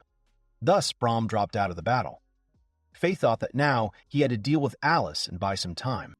Suddenly, Alice's voice was heard, opening the water shell and protecting Bram from the fire spears. Faye looked at the girl in bewilderment. He didn't think that she would try to fight. Bram turns to Alice. The girl interrupts him and apologizes. Bram does not understand what is happening. Alice at this moment looks at Faye and says that she wants to fight him. Faye remembers that in her childhood, Faye was always with Alice. He showed her various magic tricks. The girl was delighted and wanted to become like her brother. But the contract with the spirit was not made, so Faye had to flee the house. That day, Alice stood by the window and wondered how something like this could have happened. The girl remembers Alex calling them all into his office and telling them it was over. He demanded that they stop calling Faye their brother. He asked the girl not to make him repeat it over and over again. Alice was very saddened by this outcome of events. She thought that if she could have stopped her parents that day, then maybe Faye was still part of their family. But she understood that she did not have such power. Because of this, the girl was very worried. She wanted to become stronger so that she would not feel helpless anymore. From that day on, Alice began to study even harder. Thanks to this, she was able to meet her brother again. She was very happy. Alice had never disobeyed Bram's orders before that day. But at least once, she decided to show her character. Alice wanted to test her strength after so many years of hard training. She wanted Faye to see her strength. Bram turned to the girl and asked her not to make him laugh. Faye threw a stone at Bram and asked him to be quiet. Bram fell to the ground unconscious. Faye turns to the girl and says that this is a very unexpected turn for him. He did not think that Alice would also want to fight for real. Faye stared at the girl. He assumed that the girl's spirit was of an intermediate level. It was difficult for him to determine. Faye also notes that the girl's defense was impressive. There was nothing superfluous in her magical power. Alice knew she was being rude and that she really should have apologized. But she wanted to fight Faye. Faye didn't understand why the girl was acting like that. Then he tried to stop his thoughts and reminded himself that the girl hated him. He thought the girl looked happy when Faye was thrown out of the house. Faye frowned, and Alice looked at him with a smile. At that moment, the guy thought that he had something to fight for. He was already prepared, so all he had to do was fight. Iris launched several fireballs at Struve, causing a massive explosion that was visible from all over the stands. Nerold reports that Class E is advancing on Class A. He says that Class A did a great job. Iris looks at the place where the boy was and wonders if she succeeded. The smoke clears and Struve appears, saying that he was in pain. Iris looks at the boy and wonders why there was no effect. The boy began to move towards the girl and ask her if she really thought that this attack would cause him any harm. Struve turns his head to Geisen and says that he is not capable of fighting at all. He calls him weak. He convinces the girl that Geisen could not land even one blow. Iris gets angry and says that is not true. Struve recalls the moment when Geisen was rushing towards him and trying to attack. Then he looked at the girl and noticed that she had started to cry and asked Faye for help. Struve asks what's wrong with the girl's face. He asks her to stop. Then he smiles and says he's very excited. Struve comes closer to Iris and asks if she will go on a date with him. The girl scolds herself at this moment. She thought about how Struve fought the two of them alone despite the fact that she was quite strong. The girl began to cast a spell. She asked Geisen to provide her with an opponent. Geisen gets up from the floor and walks over to Struve. He tells the guy not to even think he's won. Iris looks at the guy, dumbfounded. Geisen says that the girl doesn't seem like herself, as she is shaking and afraid. He asks where the strong and proud girl has disappeared to. Iris asks what all this means. Struve looks at the guy in bewilderment. He says the guy is trying harder than he expected. Geisen points at the boy and says that they, ordinary mages, are trained differently than people like Struve. Struve smirks and apologizes haughtily. Then Struve calls upon his spirit again and says that he feels the boy is underestimating the spiritualist. Geisen looks at the boy in confusion. Iris yells at Geisen to use magic faster. Geisen says that he knows what he needs to do. Faye says that even if Struve lets down his guard, they must not forget that he has a spirit. Therefore, Struve will not be so easy to defeat. Faye wants his classmates to do something even if Struve manages to put up a defense. He says it's exactly what they've been training so hard for the last 9 days. Struve uses lightning and tells Geisen to be more calm or he will regret it.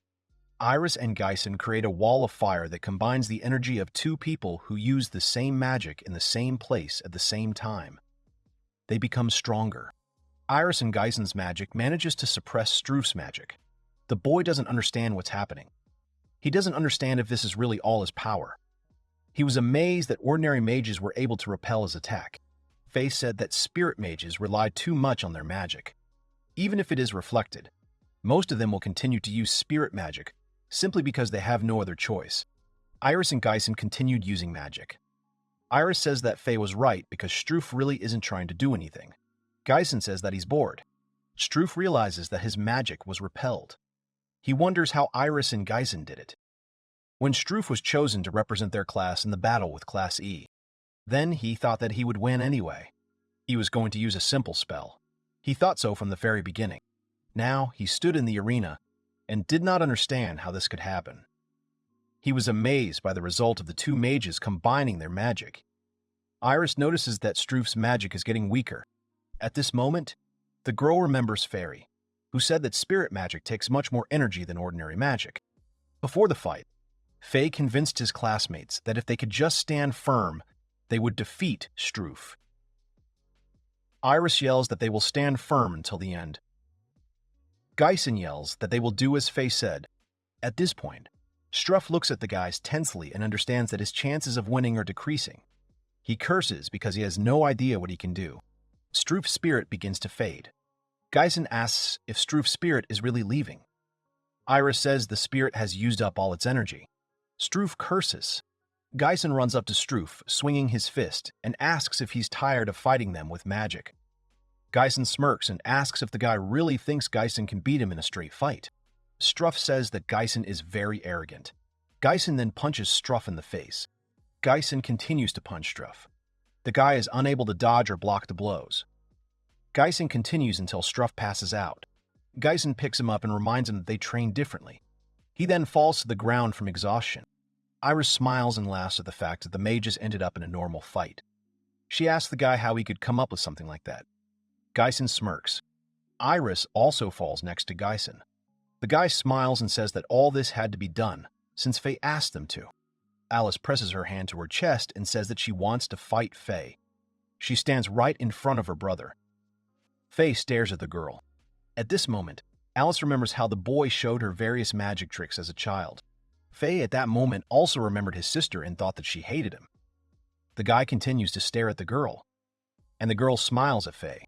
Then Faye takes off and is about to attack his sister. He wasn't going to spare Alice. Faye enchanted his body. Alice used water magic again. The girl created a wall of water in front of her, so the guy hit it with his hand. Then Faye pulled his hand back and used thunder magic. He launched a thunderball. Alice folded her arms and started cursing. The girl started throwing water balls at the guy again. Faye threw several spears of flame at the girl. Then the boy began to dodge the girl's attacks. At that moment, he thought about the girl throwing various spells at him with quick and smooth movements. Alice was tired and landed on the floor. Faye was standing right in front of her. The girl smiled because Faye was really strong. Alice stood up and called for a rain of water. She shouted that she would not lose. Faye looked at the drops and compared their power to the power of bullets. Faye extended his hand forward and threw a stone ball in response.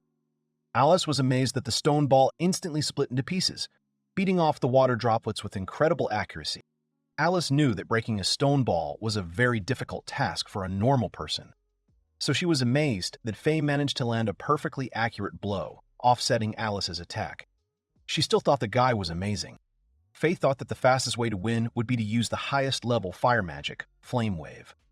But Faye understood that this magic would require too much energy. He understood that he could not allow himself to become exhausted while fighting Alice.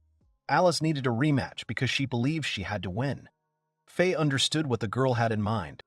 Alice began to shoot water arrows. At that moment, Faye thought that the girl had managed to achieve an amazing level of mastery of magical power. Faye dodges and curses. He understood that it was difficult to approach the girl. Alice continued to attack the guy. Faye knew that manipulating the elements required too much magical energy. Faye knew that it was too reckless to do this against Alice, whose magic was still in the process of being perfected. Faye decided that he would have to attack Alice from afar. The other students looked at the battle between Alice and Faye in amazement, wondering if it was really a battle between first years. Alice felt that even Fairy couldn't easily break through the water shell, but he still easily blocked the attacking magic. No matter what Alice did, she had no confidence that she would win. She thought about how she could win against the Fairy. Faye was thinking about Alice blocking elemental and intermediate magic at this point. It was becoming increasingly difficult for him to play with endurance. Faye creates a wave of fire. He thinks that all he has to do is show off all his abilities at once. The boy launches a fire attack at the girl. Alice uses a water dome to reflect the attack. The fire waves continue to damage the water dome. Faye looked at the girl and thought that she shouldn't let her guard down just because she managed to repel the first attack. Faye used a military trick. He was going to use fire magic, which is incompatible with water magic. It was this magic that he was not going to break through the defense. Alice notices that Faye is going to use another spell. Faye actually intended to break through the defense with high-level earth magic with water magic properties. Faye sent an earth wave towards the girl. Alice's water dome began to sway from side to side. Faye understood that the water shell was focused on increasing the mage's overall defense, so now the boy could break through Alice's defense. The girl understood that she was caught. She thought that the fairy really had a lot of power. She wondered why the boy couldn't make a contract with the spirit. And then she falls to the ground. All the spectators were dumbfounded by the outcome of the battle. They all couldn't believe that Faye had won. Nerald announced that Class E had won. Faye looked at Alice. Then he raised his hand and thought that he had attacked too hard. He didn't think it would be such a strong attack. Everyone started to approach Alice, Geisen, and Faye, calling them amazing. They were excited about the battle and congratulated the students on their victory. Many people discussed how Faye used his magic. They noted that his magic was completely different from others. After this battle, the attitude towards mages changed. They were no longer despised. It was the 15th day after Faye's first visit to the royal castle in 6 years. He was currently heading there again. As Alfred Armando, King Armando, had promised, ceremonial preparations for the duel were already underway. Faye was determined. He had finally had the decisive battle with his father, Alex. The royal castle was receiving guests. All the aristocrats were heading to the hall where the decisive battle was to take place. Lana sat in the hall and said that the day had finally come for Faye to fight his father. She wondered if her son was okay. The king asked what the girl was talking about. He reminded her that she had started this whole thing. Lana asked why so many people had gathered. The king said that other nobles wanted to see the duel too. The king says there is a lot of interest in the upcoming duel. Lana said that Faye is really a celebrity. Many aristocrats wondered who Lana was. They did not understand why the girl communicated so friendly with the majesty. Bram is being bullied for having to watch the battle on a monitor. His mother says that no matter how good he is, if his father's magic weakens, there will be big trouble. Lana smiles. She wants Faye to do what he always wanted. She believed in her son. Alex entered the arena. Faye was opposite him. Drones were flying around them, filming everything. Alex glared at Faye. Faye watched the man intently. He thought about how Alex was the man he once called father. Alex looked at the guy and thought about why a mage needed magic and spirit magic. He assumed that magic was needed to fight demons, and also to protect what was dear to a person. But Alex thought differently. He assumed that the magic was needed for the sake of one moment, which was happening now. Alex would be sorry if the guy was accidentally defeated because he tried so hard to survive. One of the drones lands near Faye and Alex, announcing that there are 10 seconds left until the battle begins. The drone begins counting down. At this time, Faye gets into a fighting stance. Alex smirks at him, because he thinks that the guy's very nervous. In a one-on-one battle between two mages, there are two main options that are taken first. The first is elementary magic spells, which are weak but take less time to cast. They make the enemy lose momentum. The second option is to use non-systemic magic, enchant the body. By deliberately forcing the enemy to cast a spell, a person can block it and use a more powerful one. However, if the opponent is a strong magician, then in the first case, the person will be the loser. In the second case, the stakes become so high that it will be impossible to retreat. Faye looked at his father and thought that the battle had not yet begun. But the magic that was concentrated in Alex's body and his confident posture were exceptional. The entire Bonett family watched the battle begin. Alice wished her brother luck. Bram smirked and thought that no matter what his brother did, he would never defeat their father. The boy thinks that Faye himself is to blame for everything. Faye decided that he needed to hit Alex with magic that he didn't know about. He thought that the most important thing for him was to get a head start. The guy smiled. Faye smiled, thinking that everything was going perfectly. He believed that Alex, the man who tried to ruin his life, was just an aristocrat who had no worthy competitor. He was not going to tolerate this anymore. Faye thought about what strategy he would use. At first, he thought about using a fireball. He decided that for this, he would need to keep his distance and enchant the body. Faye's opponent is the strongest spiritualist mage, so he needs to use his powers to the maximum. The countdown was still ongoing. Faye heard a drone announce that the fight had begun and immediately began, launching fireballs at his father. Alex calmly stopped them with water balloons. Then Faye was right next to his father, which surprised him greatly. Faye pointed his hand at his father and tried to throw a fireball at him. There was an explosion. The audience saw that it was a normal elemental magic, but its execution was very fast. They believed that the ability of the trembling magician was at a high level. Faye looks at the place where his father was and realizes that he has disappeared. Suddenly, Alex appears right behind Faye and says that he is right behind him. Alex raises his hand and throws a stone ball at the guy.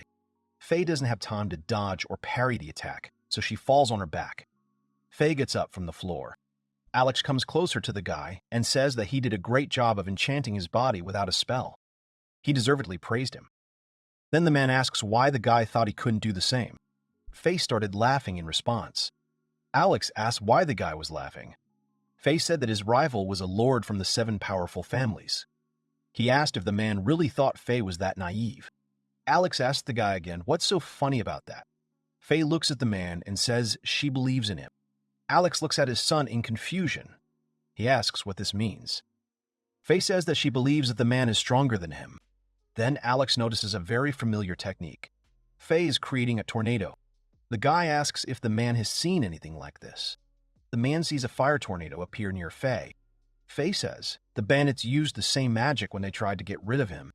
Alex notices that Faye had a huge amount of magic. He is amazed by the speed of the tornado.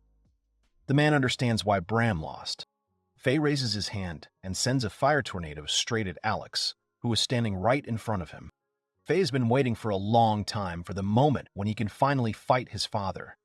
He thinks that he lived for this moment. Faye convinces himself that he really did everything to fight his father and defeat him. Faye sends a fire tornado towards Alex. The man doesn't move. He smirks, thinking that he had no idea how things would turn out. Alex remembers how the bandits came to his office and said that they had dealt with his son. Alex concentrates magic in his hands and screams at the fairy that he should have simply not existed. A man calls upon his spirit. Faye understands that it was a top-ranked fire panther. The appearance of the spirit alone caused Faye's magic to simply crumble. Faye thinks that it couldn't be that simple. He sends water spears towards his father. Alex asks if the boy is really showing his true power. A fog forms. All the spectators began to swear because they could not see what was happening in the arena. Alex says he's sorry. He smiles and says the boy managed to survive that time. But this time, his father wasn't going to let him go alive. Alex says Faye is weak. He's sure he did the right thing when he ordered his thugs to deal with him. Faye curses. The man attacks his son again and says that chilling magician is just words that mean nothing. Faye responds that maybe that's true. Then he stops himself, thinking that he probably won't be able to win. The fairy throws him back again. He rises and breathes heavily. The boy stared at his father, thinking that his hatred was only growing stronger. Alex wonders if this is really all the boy can do. He says it's a waste of time. Faye wondered what he had trained so long and so hard for all this time. He thought that it was too early to give up. Faye understood that there was a huge difference between what a person was born with and what they learned. Faye knew that wishing alone was not enough. Willing alone would never be enough to make up the difference. Suddenly, Faye hears a voice asking him if the guy is really giving up. The guy gets scared, not understanding where the voice is coming from. The guy hears the same voice and the same question again. Lana notices that the guy is stupefied. She starts to worry about him very much. The voice asks if the boy should give up before he shows his true power. He asks if the boy agrees. Faye asks what true power he needs to show.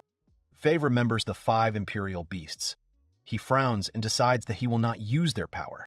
The voice asks why the boy refuses to use the power of the 5 imperial beasts. Faye replies that he will not use their power, as he has already harmed one of his loved ones before. Faye uses water web. Alex uses his spirit power, and asks if such magic can fight against the magic of the spirit of the highest level. Alex says that he's using only a small part of what he is capable of. He tells Faye that he will send him to the afterlife with the strongest spirit magic. The man uses a fire ring. Faye understands that if he does not use the power of the 5 imperial beasts, he will definitely lose. Faye hears the voice again, telling him that there is only one way to defeat the highest level spirit. Faye closes his eyes and remembers all those days of his training. The voice asks the boy to remember why the 5 imperial beasts chose him. The voice asks if the boy is really ready to end things this way. He says that the boy can use the spirits he made a contract with. Faye hears the voices of the 5 imperial beasts, who say that they are part of his true power. Faye closes her eyes and agrees. Alex looks at the ring of fire that Faye was in. He smirks, calling the guy a real master. The fire died down and Faye appeared right in the center of the ring. He looked at his father with determination, thinking that if the man calmly used spirit magic against a normal mage, then the boy had no other choice. Faye stands up and forms a seal with his hands. He says that he is the one who sealed the 5 imperial beasts. He is the one who bound them with chains. The boy then raises his hands in a seal and says that he is the one who made a contract with the 5 imperial beasts. He asks them to allow him to use their power. Faye demands that the 5 imperial beasts be released and manifest. He still decided to use them because they were part of his power. Faye puts his hand forward and freezes everything around him. An ice wall with spikes appears around him. Alex and the audience look on in amazement. Alex curses as he realizes that Faye used high-level magic. He is stunned. Then the man saw a guy in the ice wall. Faye cracked the ice wall and came out. Alex asked him what he just did. Alex decided not to slow down and launched a fire arrow at the guy. Then the man turned around as he noticed that his spirit was gone. He started cursing. Alex turned and looked at Faye, asking why he was smiling. The man screams that he will not spare his son. He throws fire spears at him again. Faye freezes all the spears flying at him. Faye looks at his father and says that it is all useless. He is sure that the world is completely subject to his will. He says that everything will freeze. Alex doesn't understand how Faye was able to freeze his fire spears. Suddenly, his leg is covered in ice, and the man screams. Faye says that it is impossible for humans to unfreeze his leg. Alex looks at his leg and notices that the ice is starting to spread throughout his body. He curses. The man curses and wonders what is happening. His entire body is covered in ice. Faye watches intently as the man is covered in ice. Alex was screaming, bad-mouthing the guy. He tried to attack him with fire spears, but it didn't work. The man then raised his head and looked worriedly at Faye, who was smiling at him. Alex believed that it was impossible to surpass the magic of the highest level spirit. He remembered that something like this was only possible with the Crystal of Arun. Then he finally comes to the conclusion that there is no magic that can defeat the magic of the spirit. Alex couldn't accept that he was defeated by a normal mage. But most of all, he didn't want to be defeated by Faye. He cursed because of hopelessness. The man was completely covered in ice and did not have time to say anything yet. Everyone looked at the outcome of the battle in amazement. The audience wondered what had happened. They assumed that Alex had given up. No one could see anything because of the thick fog. Bram couldn't believe that his father had lost. His mother was very angry. Then Cecilia pointed out that the fog was clearing. Alice, who was sitting next to him, was very worried about her brother Faye. The king pointed out the ice wall to Lana and asked if she knew what it was. Lana said that she herself did not understand what had happened. Lana turns to the king and asks what he is talking about. The king replies that he wants to know how Faye was able to win. The girl asks what the man is talking about. She reminds him that she was with him throughout the fight. She convinces him that nothing could be seen through the fog. The king asks if the girl really doesn't know why the arena around her is covered in ice. The king suspects something, as the boy used high-level magic with particular ease. Lana says she doesn't know anything. She doesn't want to talk about it. The king says he has to find out anyway. The girl says goodbye to the king and leaves. The king calls the girl mean. A servant runs up to the king with a book. The king asks what is going on. He notices that the servant was in a great hurry. The servant shows the king a book called The Legend of the 5 Imperial Beasts. Faye lay on the bed and sighed as it was finally all over. He thanked the 5 Imperial Beasts for their help. Alex kicks the table with all his might and curses. Brahm asks his father how he could lose. The man answers something he himself does not understand. His wife asks what they will do now. Alex says that there is nothing he can do. He says that there must be punishment. Alex is swearing. He is angry because during the meeting with the king, Lana Dirkser came into the hall and helped him. Our man enters the room. Alex immediately looks at him. Our man smiles and says that he understands everything. The man says that he will carry out the order. Everyone gathered in the hall and bowed before the king. The king was about to announce the punishment for the Bonett family.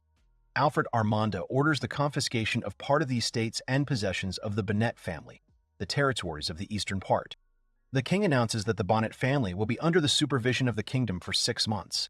He states that all of the above must be fulfilled unconditionally. Alex Bonett accepts his punishment. His wife looked at the king with concern. Bram was as concerned as his mother, and Alice and Cecilia looked sad. The king asked Alex to sign if he had no objections. A servant approached Alex with a sheet of paper for signature. The king turns his attention to Faye. He says that the boy will now be officially referred to as Fairy Dirk. Faye also received the title of Baron. The boy was very surprised. The king says that as for the territories confiscated from the Bonnets, he gives them to Faye as his possession. The entire Bonett family was shocked by the statement. Alex turned his gaze to Faye and glared at him. The king says that later all the details will be written down in detail. He says that the Bonnets can leave the castle. The king also adds that later they will need to come again to settle all the formalities and sign the documents. The king asks the fairy to stay a little while. The boy gets up and says that he will stay for a while. The Bonett family leaves. As the door closes, the king turns to Faye and says he has a favor to ask of him. The king points to his daughter and asks if he can do magic with lettuce. Faye blushes and asks what that means. The king folds his arms and says that Lettice needs to be taught magic. The girl at this time begins to be indignant. Faye asks why he should teach lettuce magic if there are court magicians in the kingdom. The king also told Lettice about it. He looks at his daughter and notices that she has puffed out her cheeks and blushed. The king says that Lettice is told about the promise of the fairy. The boy asks what the promise is. Lettice can't take it anymore and screams about the promise Faye made 6 years ago, the last time he came to the castle. She screams about what the guy promised her. Faye finally remembers the promise he made to the girl when he was walking through the royal garden 6 years ago. The king asks if Faye agrees to teach the girl magic. The guy says that he will teach lettuce magic. Faye ponders the promise. He thinks that the court magicians could teach lettuce much better than he could. Faye looks at the girl and sees that she has turned her head away. Then Lettice got up from her seat and went down, pulling Faye with her. Faye understood that Lettice was waiting for the fulfillment of the promise he had made 6 years ago.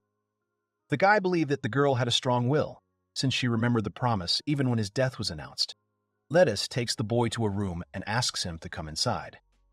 Faye realized that it was the princess's room. He apologized for intruding. Inside the room, they are met by a maid. She greets Faye and Lettice. The guy's eyes widen in surprise and he blushes. The maid says she is pleased to meet Faye. She gives her name, Selena. Faye also introduces herself. Lettice at this time asks the guy to sit down. Faye sits down on a chair and tries to say something. But Lettice interrupts him and asks if the guy really forgot about the promise.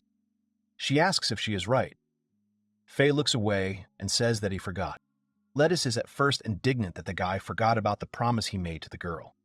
And then she smiles sharply and says that he will be obliged to show her the King's Landing. The guy asks the girl if she really means to go for a walk with him. The girl winks and says it will be just the two of them. Faye is embarrassed that it will be just the two of them. Lettice shouts out that this will be another promise. Faye asks what this means. Lettice says that the guy promised. Faye broke his promise, so he owes her. Faye agrees. Lettice laughs. The guy says that he will start doing magic with the girl at the moment. Then the promise will not be considered broken. Lettice looks at Faye darkly and calls upon her spirit. She asks if the boy agrees. Faye agrees. And the girl raises her hands and shouts that she is looking forward to their walk. Faye says she knows too little about King's Landing to give a tour. Lettice says it doesn't matter. The most important thing is that Faye is there. Faye says it's dangerous for two people to walk around without an escort. Lettice starts to get indignant. She says the guy has already agreed. She says that if something happens, Faye will save her. Faye wants to say something else, but he stops and agrees with the girl. She calms down and sits down on the couch. Letty says that the guy just needs to agree to her proposal. Lettice blushes and says she's looking forward to their walk around King's Landing. Faye laughs. Faye leaves the room. At this point, the mate Lettice asks if the girl is really going to have a date.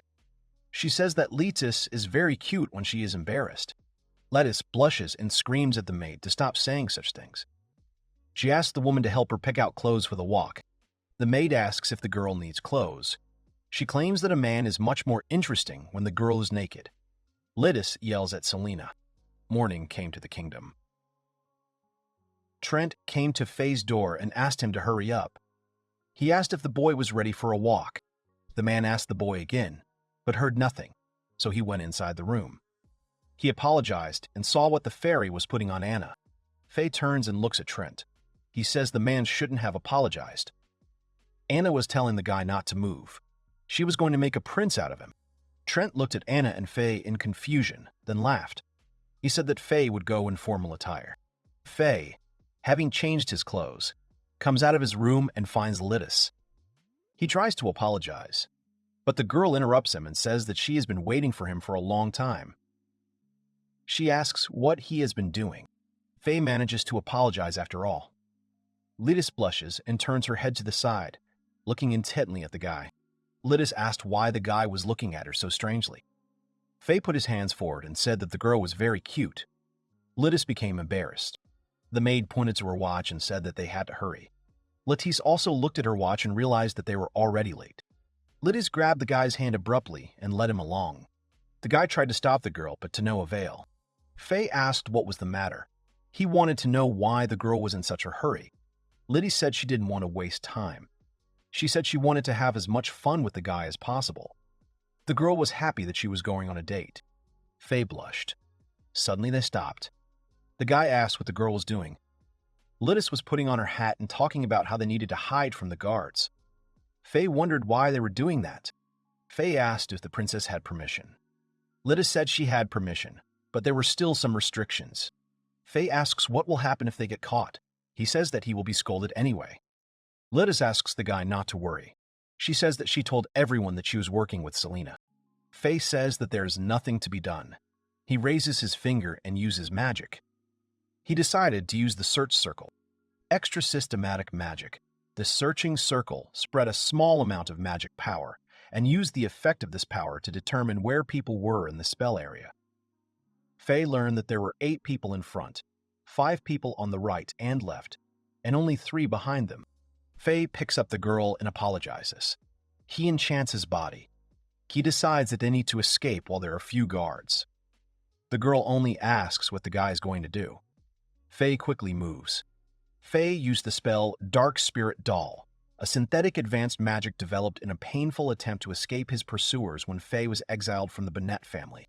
The guards noticed something and ran forward, trying to detain the offenders. At this time, Faye and Lidis were right behind them.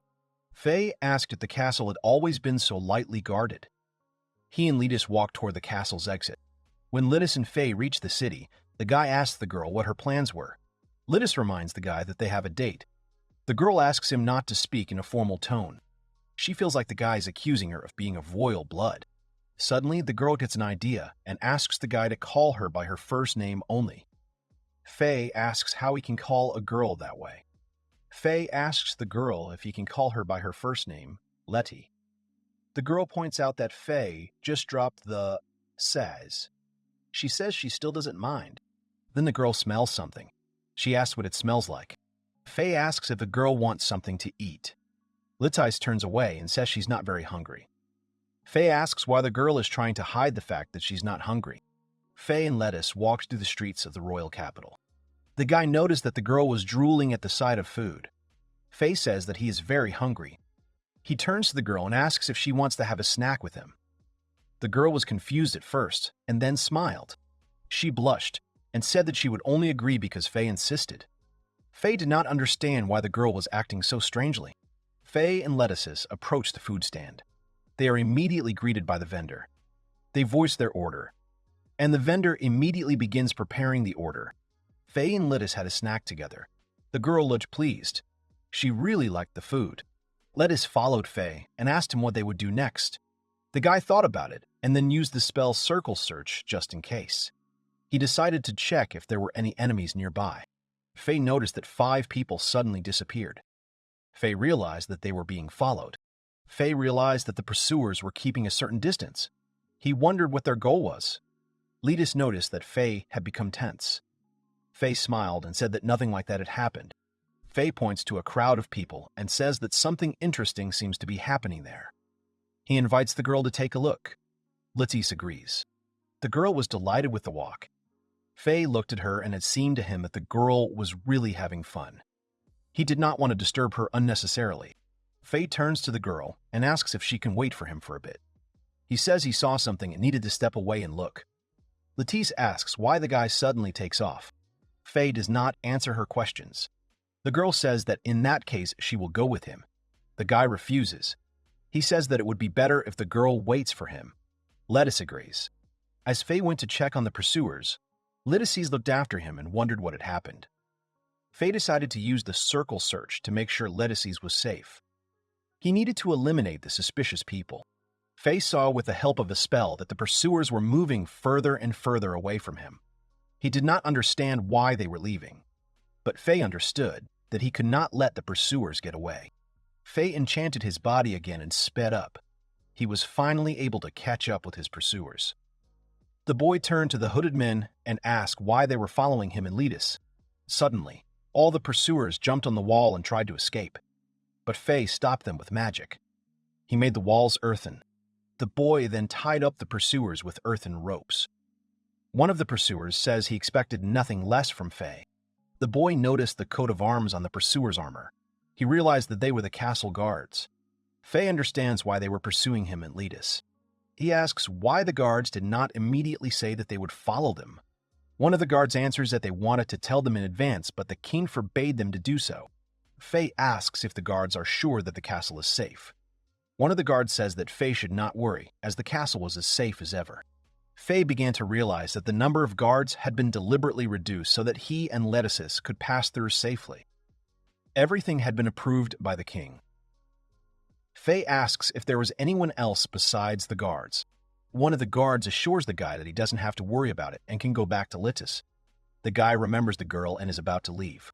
Faye returns to Lettice and apologizes for making her wait for him. Lettice asks why the guy didn't buy anything. Faye says that what he saw wasn't as interesting as he thought. Lettice gets it. Faye points to a building and says they should go in there. Lettice asks if there's anything interesting there. Faye says they should go in and see it. Faye smiles and says that the building is a good place to make money. Lista says that's impossible. Faye asks why Lettice thinks that. Lettice reminds the boy that Faye became a baron and became a nobleman. She says that the boy received the status in exchange for protecting their country and its inhabitants from all sorts of terrible evil. Lettice argues that a nobleman cannot make money in such a way. Faye lowers her head and looks gloomy. Lettice asks if Faye is okay. Suddenly, a hooded man appears, smiling and saying that he has found his target. Faye feels someone's magic. Then he falls to the ground because he feels pain in his head. Lettice stops and asks Faye what happened. She was very worried about the guy. Faye tried to understand what had happened. He heard the girl again, asking him if everything was okay. The guy answered that nothing terrible had happened. The girl asked him again, and said that she was not obliged to hide her abilities. Faye felt a power that was comparable to the 5 imperial beasts. He looked up and wondered who was using such power. A man in a black robe was floating in the sky, laughing. The unknown man said that if he ate ice, he would gain new strength. The unknown man says that he can eat fire, ice, wind, thunder, and earth, but he decides to start with ice. It was already quite late in the kingdom. Lettice remembered from the trip to the King's Landing. She was in this place for the first time, and she liked it very much. She would like to go back there again and repeat everything. Then the girl turns around and asks Faye if he wanted to go back to this place. The guy was carrying boxes with the girl's purchases. He answered that he really wanted to go back. Lettice approaches the guy and is happy that he supports her. She asks if the guy wants to repeat the walk next time. Faye says that she is not against repeating the walk. Then he adds that he will agree only if the girl does not do a lot of shopping. A security guard approaches Faye and takes away the boxes of groceries. He thanks the guy and says that they can handle the rest themselves. Faye thanks him in return. Lettice is indignant. She asks why the guy is acting as if she has tortured him with her shopping trips. Lettice approaches Faye and says goodbye to him. She asks if the guy will come to her to meet again. She really wanted to repeat the walk, as she had so much fun. The guy doesn't have time to answer. The girl jumps away from him and waves her hand one last time. Faye smiles and waves her hand back. He asks the girl to take care of herself. Then Faye becomes more serious as he senses someone's presence. He quickly shifts his gaze to the side and then turns around completely. Faye remembered the moment when his head suddenly ached and he fell to the ground. He understood that they were being watched the whole time. Faye goes to the carriage and sees Trent, who reports that the carriage is ready. The guy bowed and thanked the servant. Trent apologized for causing Faye so much trouble. He asked the boy to be more careful on the road. The carriage started moving. Faye rode in the carriage through the woods. He cursed because he felt that he was being closely watched. He understood that it was the enemy. Faye assumed that these were the same bandits who attacked him when he was thrown out of the Bonett family. Then the boy decided that it wasn't them, because it would be too risky for them. He kept wondering who was following him. He tried to remember those who would want to harm him. Faye lived in the forest most of his life. Before he started school, he had no contact with people at all. Black tentacles appeared near the carriage. First, they crawled inside the carriage and scared the guy. And then they wrapped around the entire carriage, causing it to stop. The coachman was very scared, and the horses started to kick. Faye tried to understand what was happening. He had never seen magic like this before, so he couldn't tell exactly who was attacking him. Faye jumped out of the carriage, but black tentacles were still clinging to his legs. They were trying to stop the guy and prevent him from escaping. Faye decided that he should run away. He was very worried because he couldn't afford to be caught. Suddenly, black tentacles grabbed Faye by the legs. He couldn't move. As a result, the guy fell to the ground screaming in pain.